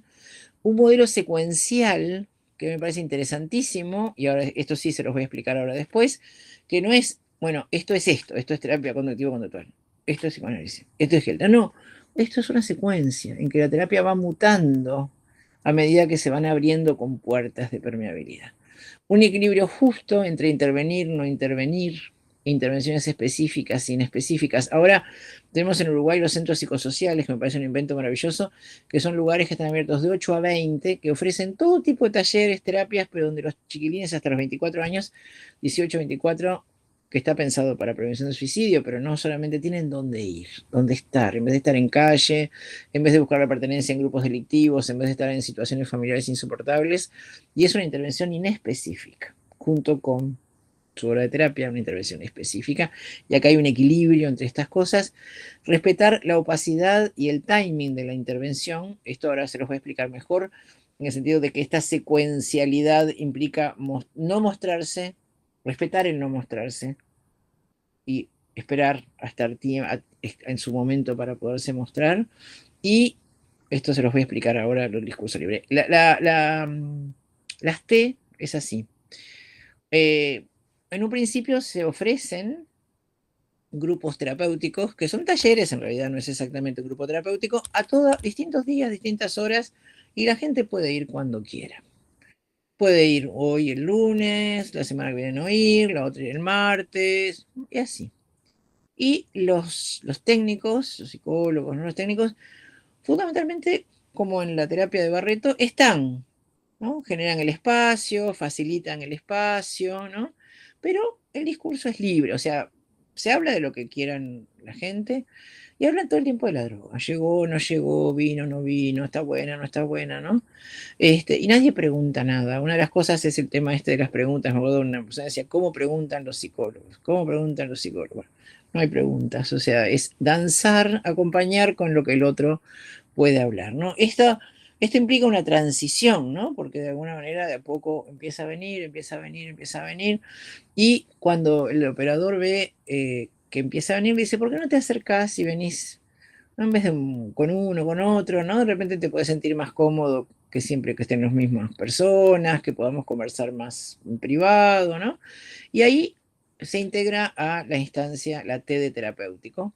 Y una cosa fantástica, que es lo que está acá abajo, es que lo que se introduce es la abstinencia del discurso. O sea, no se puede cualquier cosa, pero no de droga. Justamente para evitar que la droga sea significada como lo importante. No, lo importante sos vos, nos interesás vos. Y ahí hablan de sus desesperaciones, de su angustia de desmoronamiento, de sus historias, de sus abusos. Y esto es maravilloso, directamente maravilloso. Maravilloso. ¿Tá? Bueno, esto termina esta recorrida, ahora abrimos el espacio para intercambiar, pero no quiero terminar sin que decirles que todo lo que hablamos está permanentemente atravesado con dimensiones de poder implícitas. Es real que tenemos poder, no lo podemos negar, no solo por el tema de la transferencia radioactiva, por mil cosas, por mil cosas. Esto está presente todo el tiempo. Y para que nos quede claro, y para cerrar, les traje una foto de mis nietos. Este es mi nieto mayor, haciéndole saber a mi nieto menor que es más grande, más rubio, más fuerte y que además le encajó una mordida que tiene en la frente la marca que le dejó. Así que bueno, aquí quedamos y vamos a intercambiar. Bueno, ¿qué ¿Cómo hago decir? para dejar de presentar? Ahí tiene un botoncito, No, una manito con rojo, creo que es. A ver si yo capaz que vos podés capaz que yo usar puedo. Power. Ahí va. ¿Ahí pudiste? Sí. Bueno, teníamos aplausos ahí, Ah, aplausos no de sí, sí. peso. Bueno, bien. Bueno, Denise, ¿qué decir? Gracias de verdad por la claridad, por la profundidad, por la generosidad con la que compartiste tu experiencia, que no es solo clínica, sino ni teórica, sino también política, ¿no? Como dijiste al final con tus nietos. En el mejor sentido de la palabra, ¿no? Porque tiene que ver con la situación, con el compromiso, con los pies en la tierra. A mí en particular me ayudaste a mirar de frente a algo que a veces es real, uno intenta dejar fuera de encuadre, ¿no? O que nos queda fuera de encuadre por las formaciones, y que progresivamente con el trabajo, yo te diría con el trabajo con instituciones como instituciones de política pública, uno aprende a mirar mucho más, ¿no? No solamente cuando uno está en contacto con las instituciones formadoras de psicoanálisis o de psicoterapia, sino cuando empieza a salir a querer, digamos, tener un granito de arena en la política pública, ¿no? O en el hospital mismo, uno me hace acordar mucho a mi etapa de pediatra. Abrimos la charla. Hay personas que han pedido para hablar. Sí, exacto. Vamos a hacer lo siguiente. Yo les voy a ir dando la palabra. Vamos a tratar de ordenarnos. Tenemos por delante 25 minutos. Desde el centro, también desde mi lugar personal, quiero agradecer y bregar por una psicoterapia más justa, más posible, más viva. Así que vamos adelante con las preguntas, por favor. A ver, voy a ir a la lista. Tengo la lista acá. ¿Preguntas o comentarios? A ver, o Comentarios, aportes. sí, claro, Capaz que aporte. puedo enriquecer mi listita de ideas y nombres. Como somos bastantes, estoy ahora cargando. Ah, acá. Rey, Rey Sobral. Pero había alguien antes, ¿eh? Ah, Altamir, me parece, Diego Altamir. sí, acá no tengo la mano. Usemos Dale. las manitos. ¿Le parece bien usar la manito que la tienen ahí Sí, sí. abajo? Sí, a ver, Rey Sobral. ¿Y dónde estás? Contanos dónde estás, Rey Sobral. Hola, perdón, Hola. eh, me entreveré un poco. Estoy en un pueblito de Galicia, de las Rías Baixas, en Rayó, Mirá, eh, Concello de Pollo, Pontevedra. mirá. Soy uruguaya. Y bueno, conozco a Nico de unas aventuras que tuvimos ahí en unas Marita, encuentros. tenés que venir con tu nombre, Marita. Siempre, no me acuerdo del Rey Porque Sobral. aparte Rey Sobral ya Sí, está muy sí, bueno, monárquico para este tema. rey de sobra, va. Estoy fascinada, voy a procurar ser breve. Estoy fascinada porque lo que oí, que dijiste, Denise, nunca lo había oído en mi vida. Yo no soy psicóloga ni psicoterapeuta, mis estudios de origen son de filosofía, tengo algún estudio más. Bueno, Eh, y bueno, soy profesora, ¿no? En una escuela, en un liceo público, en Santiago de Compostela. Yo siempre tuve y tengo reticencias hacia el psicoanálisis. Y hoy, con tu visión, eh, aplicando tu visión, me las has quitado. bueno. Eh, No era la idea. Porque esto es bueno, mucho más que psicoanálisis, justamente. Pretende tomar de y seguir caminando. precisamente por eso yo, quizás desde mi ignorancia, ¿no? Soy una lega al respecto, lo veía muy reducido, ¿no? No aplicado a la comunidad, digamos, ¿no? En sus distintos contextos. Y me quedé fascinada con la idea precisamente de que no siempre es necesario ahondar en el dolor, porque a veces es no solo inútil, sino contraproducente. O sea, siempre concebí el psicoanálisis como eso, como un ahondar en el dolor para poder curarse, ¿no? A través de la palabra, etc. Y bueno, quedé realmente fascinada y te lo agradezco muchísimo. Ya dije que procuraría ser breve, comentaría más Está cosas, bien. pero la Yo verdad, creo que en este esto, momento esa preocupación se extiende a pila de prácticas, ¿no? Sanadoras o constelaciones familiares, ¿eh? O ayahuasca o yo qué sé, que creo que tenemos que tener esta prédica de cuidar, ¿no? Lo que se abre, ¿no? Invité a mi casa a un chamán a merendar. Estuvimos 3 horas buscando encuentros y desencuentros, encontré muchos más encuentros. Y después lo quise volver a invitar para que escribiéramos juntos un libro que publicara él, porque si no me iban a matar, que fuera las cosas que hay que cuidar aún en esas prácticas que, bueno, son ajenas a uno, ¿no? A un, Pero, no, a pero un, se asustó, no quiso. un chamán de la ayahuasca Una chamán del Amazonas. del Amazonas. Sí, mientras escuchaba a Marita decía, digo la primera frase de una canción que estoy escribiendo ahora. 4 siglos antes de la llegada de Cristo fueron Aristóteles y Platón quienes descubrieron, no es que hubiera que ser listo, al que estaba triste darle amor. Yo quería decir que se nos complicaba técnicamente, pero quería terminar con una canción que les recomiendo que es Baldío. Es un grupo que duró poco, que integra Fernando Cabrera, que es muy conocido, y que esta canción se llama Desbordando Barrios y cuenta una fiesta de marginales. Bueno, una fiesta marginal. No sé, todos son bienvenidos. El desclasado es bienvenido, el que no tiene voz es bienvenido, el que se olvidó hasta de su propio dolor. Y armamos una fiesta y éramos tantos que tuvimos que salir a la calle. Así que bueno, ¿quién más quiere? Acá hay muchas gracias. Ana, mira, Ana Monza quiere hablar. Ana, ¿te das tú? Nicolás? Dale. Sí. Sí, muchas gracias. Buenas tardes para todas y para todos. Ha sido, como siempre, Denise, un gusto y un placer y siempre, permanentemente, un aprendizaje escucharte. Celebrar que se haya generado esta instancia, porque deja la mesa tendida para iniciar este proceso de formación que luce muy, muy atractivo. Pero estoy acá con mi colega y compañera Claudia Couto y estamos como con el sombrero puesto de las instituciones educativas. En esta oportunidad es como desde ahí que tenemos ganas de intervenir, ¿no?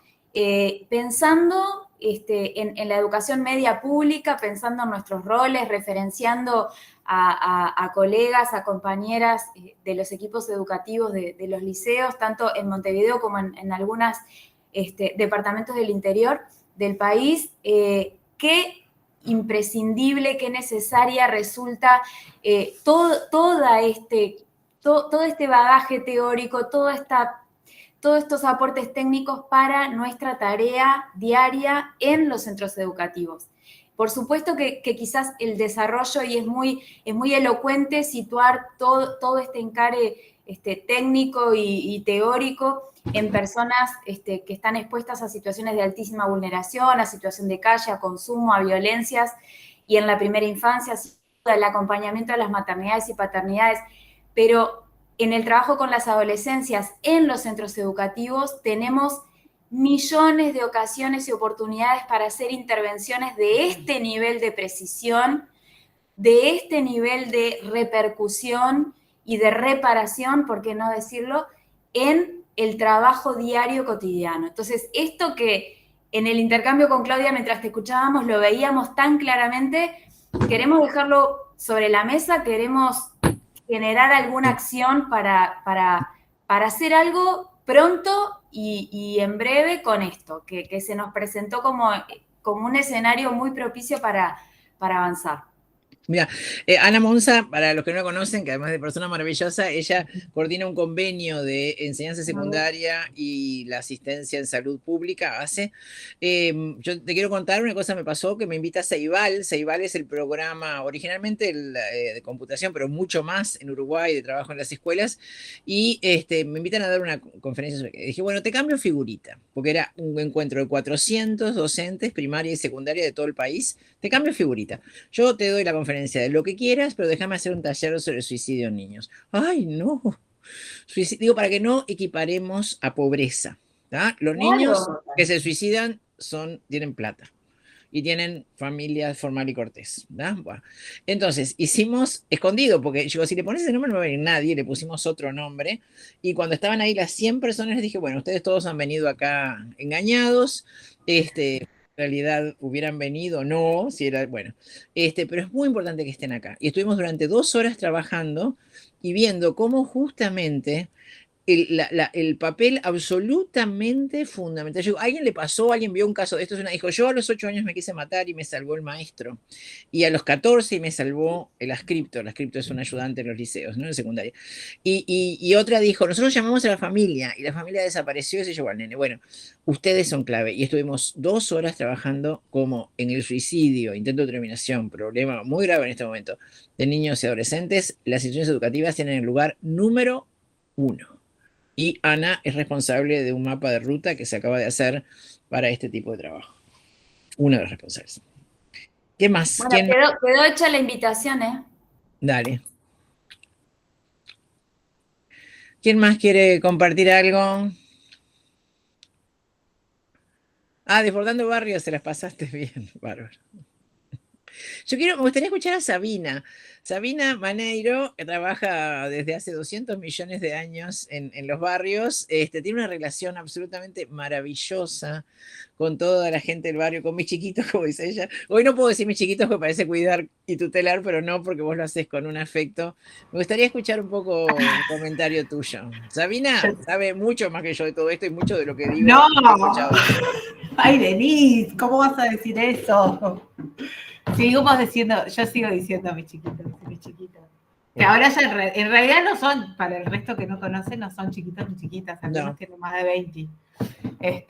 Pero sí, seguimos trabajando en estas cosas y bueno, con mucho compromiso y muchas capacidades, con mucha gente acá también conocidísima. Y mucha frescura, por eso yo contaba esto, sí. ¿no? De mucha frescura, o sea... Porque ¿no? Así como nos ven, tenemos 75.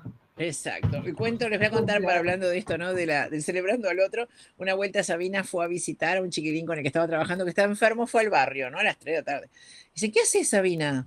Nada, vine a ver a fulanito. No, en media hora hay una batalla de sicarios, te tenés que ir. Entonces, vos, paren todo, que viene Sabina. Se para la batalla de sicarios, la escoltan a Sabina, los sicarios, con las armas, la sacan de la ciudad y dice, bueno, vamos. Eso a mí me parece así, ¿no? O sea, maravilloso de esto que decimos celebración del otro. O sea, es terrible que haya una batalla de sicarios, pero quiero decir que aún, o sea, ¿qué puedo aún en estas personas tan terribles como sicarios? Fíjense, ¿qué de bueno puedo encontrar? Yo creo que como país, este es el enorme desafío en este momento cuando todos los gobernantes dicen vamos a gobernar para todos. Es mentira, porque nadie está pensando en gobernar para los narcos, para las familias narcos, para los hijos de las familias narcos. Son ciudadanos como nosotros, hay que empezar a pensar, a inventar, a invitar. Le comenté a una amiga brasilera y me dijo, ay, en Brasil se dan cursos sobre esto, hay libros sobre esto. Nosotros estamos... Supongo que compañeros que están de otros países también saben mucho más. Somos lamentablemente novatos en esto. Empezando. Ana, yo quería hablar, Nicolás. Ana está en Argentina y está muy comprometida con todo lo perinatal. Hola, ¿cómo andan? Bueno, hermoso volver a escucharte, Denis. La verdad que siempre, nada, sos una tormenta de cosas creativas y bueno, nada, yo estoy haciendo como el proceso al revés ahora, después de 17 años de trabajar en la política pública y de tener como este paradigma que vos también compartiste hoy. Estoy ahora incursionando en el mundo de lo privado. Y un poco esto que vos trajiste, digo, lo que voy como corroborando es cuánta falta también en el sector privado, cuánta macana hace, o sea, cuánta poca salud mental se promueve en esto que vos decías, los niños ricos también duelen, ¿no? Los pobres niños ricos. Los pobres niños ricos y las pobres mujeres que están totalmente desorientadas y la mala praxis de muchísimos profesionales. O sea, yo me encuentro con personas que obviamente tienen que pagar por acceder a los servicios de salud hoy, porque estoy en el sector privado, fui despedida de mi ley, ¿no? Les cuento bueno, un honor. Un honor. Sí, señora, un honor. Hace un año, así que tuve que reconstruirme, pero toda esta herramienta que uno ha construido durante tantos 17 años de laburo, 20 años de trabajo en el Estado Nacional, en políticas públicas sociocomunitarias y bueno, muchas de las cosas que yo a las personas en el sector privado, en una entrevista de 45 minutos, te vas con algo siempre, nunca, y la gente te lo agradece. O sea, yo digo, ¿cuántas personas hicieron 10 años de psicoanálisis y qué carajo se llevaron de esa terapia? O sea, bueno, estoy indignada. O sea, la otra compañera de España que decía, no, muy bien haber descubierto el inconsciente, no lo vamos a bochar eso porque no, pero cuánta gente que realmente ha hecho procesos terapéuticos, como decías vos, y en ningún momento pudieron simbolizar nada, o esa conversación terapéutica nunca se dio, ¿no? Así que nada, bancar siempre las políticas públicas y más de la salud mental en estos momentos. Son cosas complementarias, o sea, nadie está quitando el valor de la psicoterapia como la conocemos, estamos diciendo enriquezcamos nuestros abordajes agregando otra manera de hacer psicoterapia y veamos qué para quién, ¿no? O sea, María, pero de vuelta. ¿me permitís, Denise? Sí. Denise, hay veces que se le adjudica el psicoanálisis y el problema es el psicoanalista, ¿no? Más que el psicoanálisis, ¿no? No, pero más allá de eso, o sea, el problema también es la indicación, ¿no? Y además en tu trabajo, en tu trabajo escrito que escribiste, al cual referí al inicio, te referís a algunos desarrollos de la psicoterapia psicodinámica contemporánea, fundamentalmente del polo del apoyo, que dan cuenta de que esto que acabas de decir hoy, digamos, está integrado a la práctica psicoanalítica. Y lo que tenemos como psicoanálisis es un mito. Totalmente. ¿Sí? Es un mito que algunos psicoanalistas se esfuerzan en perpetuar, pero que está alejado de la práctica real. ¿Ok?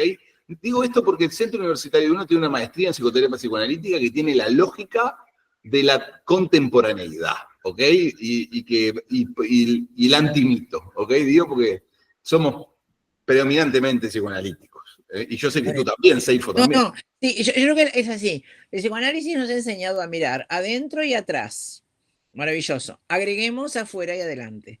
O sea, agreguemos, ¿no? Agreguemos la mirada que es el gran aporte de la psicología social argentina, Pillon Rivière, Blecher, o sea, y bueno, Fanon, o sea, también los determinantes socioeconómicos. ¿Qué siente un migrante hoy en Estados Unidos que lo agarran de los pelos y lo meten en un avión?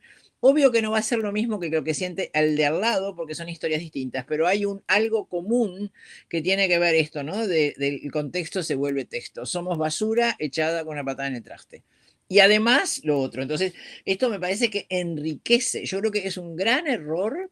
No, por eso me encanta el nombre de ese, que es un libro maravilloso que tengo, agradezco tener, El sufrimiento psíquico del subproletariado.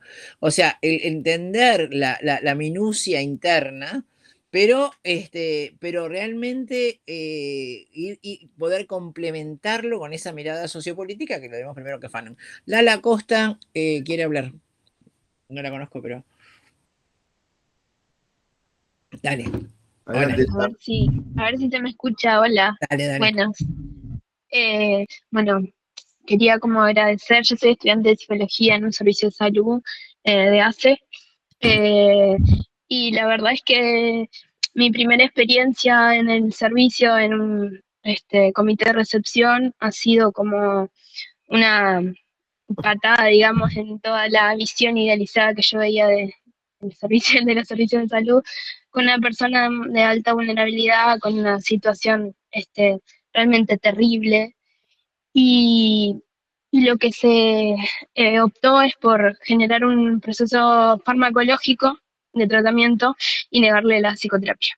Entonces, partiendo de esa base, me parece que a lo largo de este tiempo, de 6 meses que he venido como haciendo proceso en el servicio, me he venido como cronificando también en el hecho de que hay algunas personas que están demasiado mal y por dónde empezar y que en realidad exceden a las posibilidades de un servicio comunitario de salud mental, ¿no?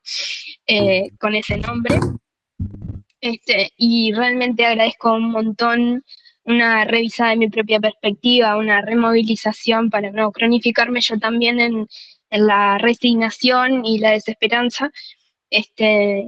Realmente agradecer un montón. Me encantaría poder tener acceso a una grabación o ver si el curso contigo también o no sé, me encantaría, me encanta. Ateneo, querida, primero que nada, que no decaiga, ¿ok? Eso es lo primero. Lo que tú sientes es producto de lo que sienten tus pacientes. Sepárate de ello y podrás ayudarlos. Eso es lo primero que tengo que decir. Necesitamos gente como tú. Adelante con la tarea que estás empezando. Segundo, esto está grabado. Queda gratis, disponible para que tú le saques nota. Y además hay un curso de 3 días que Denise va a dar junto con otros colegas para profundizar. Con Ana Charbonnier, que está acá. Bien. Una cosa que te quería comentar, y a todos, y también a los colegas de exterior, que el Ministerio de Salud Pública en Uruguay, la Dirección de Salud Mental, ha hecho un movimiento muy importante en el periodo anterior, en el final del periodo anterior, que es salir justamente de la psiquiatrización del sufrimiento expresado en los suicidios, intentos de terminación, a una mirada comunitaria, la creación de esto que les decía, los centros psicosociales y muchas otras medidas, justamente haciendo un esfuerzo muy grande de decir, bueno, no, y muchas campañas, ¿no? La respuesta está en la comunidad, o sea, volvamos a, y es lo que les contaba de Barreto, 85% de las situaciones se resuelven en comunidad. Hay como una toma de conciencia que miren que, a ver, es muy meritorio, porque acá siempre hay como nichos de poder, ¿no? Entonces, si la salud mental, la enfermedad mental pertenece a la psiquiatría tiene un poder que pierde cuando se lo devolves a la comunidad. La persona que hizo esto es Alejandra Moreira, que fue la coordinadora de salud mental en el periodo anterior, y es muy meritorio, ella es psiquiatra, hay que tener valentía para hacer esto, ¿no? Decir, no, a la salida de la internación psiquiátrica se triplican los suicidios, dejémonos de bromar con ¿no? Y de hecho, 53% de los intentos de los suicidios concretados están precedidos de una crisis existencial. Entonces, me parece que, o sea, esto implica como abrir esta mirada, pero a mí, ¿se acuerdan de aquella frase, no? La verdad os hará libres. Bueno, la verdad en estas historias muchas veces os hará pure, pero sí, con libertad ni ofendo ni temo, decía Artigas, ¿no? Nuestro prócer humilde, con libertad ni ofendo ni tema. Acá hay que animarse a ser libres, pero pensando juntos, porque esto ha sido como una gran limitante, el miedo, ¿no? El miedo a salirse del rol, el miedo a meter la pata, el miedo a lo que se llama actuar la contratransferencia, que está bien, o sea, esto que decían, ay, pobrecito, me lo llevo a mi casa. No, siempre pensando con otros, la covisión acá es un elemento fundamental, mucho más que la supervisión, alguien que está contigo, ¿no? Contigo ahí en el servicio, que estuvo en la entrevista a este chiquilín, que conoce el barrio, pensar juntos, pero animarse a inventar. Les voy a contar un ejemplo, y creo que quizás ya estamos en medio de la hora de cierre. Tuvimos un chiquilín en un servicio muy similar al que mencionaba Nicolás, ¿no? Un servicio de psicoterapia a la población, y enviado por justamente Jóvenes en Red, que es donde ha trabajado Sabina mucho tiempo. Este chiquilín, muere el papá, 17 años, muere el papá, queda con la mamá una mujer muy humilde, modista, yo qué sé, y el gurí muy perdido, y obvio que el narcotráfico lo estaba esperando porque se precisa mano de obra de justamente chiquilines muy perdidos, sin una figura protectora. Entonces, bueno, empezamos a trabajar con él, el gurí, nada, no hablaba nada, y un día dice que él hace rap. Entonces la terapeuta le dice, bueno, ¿y por qué no escribís un rap para cada sesión y lo traes y me lo cantás? Y bueno, y así fue la terapia en rap, ¿no? Que fue maravillosa porque por esta posibilidad de viajar a su mundo, ¿no? Lo que se llama una terapia culturalmente sensible, es lo mismo que lo del portal. No puedo esperar que el jueves a las 4 vengas, porque si estás de droga a las patas no vas a poder saber que es jueves y que es las 4. Yo voy a ti, ¿no? El acto de valor simbólico, yo voy a ti, yo valoro tu mundo. Tú pones el código, tú pones el lenguaje. Fíjense que estos ya son actos terapéuticos, de decir, yo me avengo a tu lenguaje, no te obligo a usar el mío. Bueno, pero llegó un momento, esto es un servicio institucional que se terminaba, ¿y qué hacemos con este chiquilín? Entonces, bueno, da la casualidad que yo tengo contacto con un muchacho que es como el número 1 de rap acá en Uruguay, y que él es muy divina persona y hace talleres justamente en los barrios y yo qué sé. Y dije, o sea, se lo damos en adopción. O sea, que lo integre de alguna manera hacía muy, muy buenos raps. Primero lo hicimos escuchar y dijo, no, bueno, que se integre a su grupo, que vaya con él a hacer los talleres, yo qué sé. Y bueno, hablamos con este muchacho, en el chino, y dijimos, bueno, pero tenemos que transferir la transferencia, o sea, no podemos decirle, anda. Entonces lo invitamos al chino a la última sesión de este chiquilín para que después siguiera bajo su ejida, digamos, ¿no? Su protección. Que ahí está todo el tema de la sustitución, ¿no? O sea, que es un tema que yo he trabajado mucho. ¿Cuánto podemos pensar que la persona puede elaborar? ¿Cuánto hay que buscar otras figuras en la vida real? Bueno, imagínense el chiquilín cuando llega a la sesión y se encuentra con su ídolo sentado ahí. Bueno, ahí ya estábamos en el riesgo coronario, ¿no? Porque casi se desmaya, casi infarta.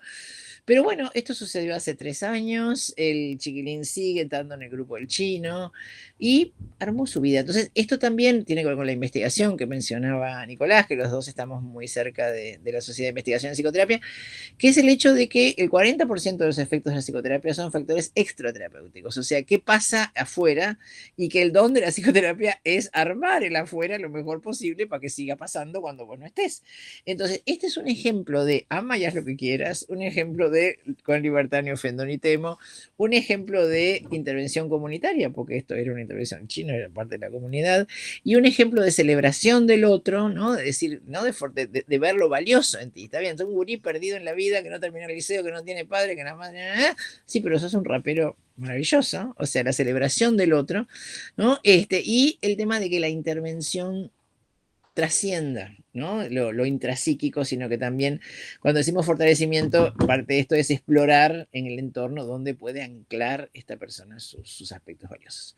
Bueno, estamos en la hora, no sé si querés... Eso mismo.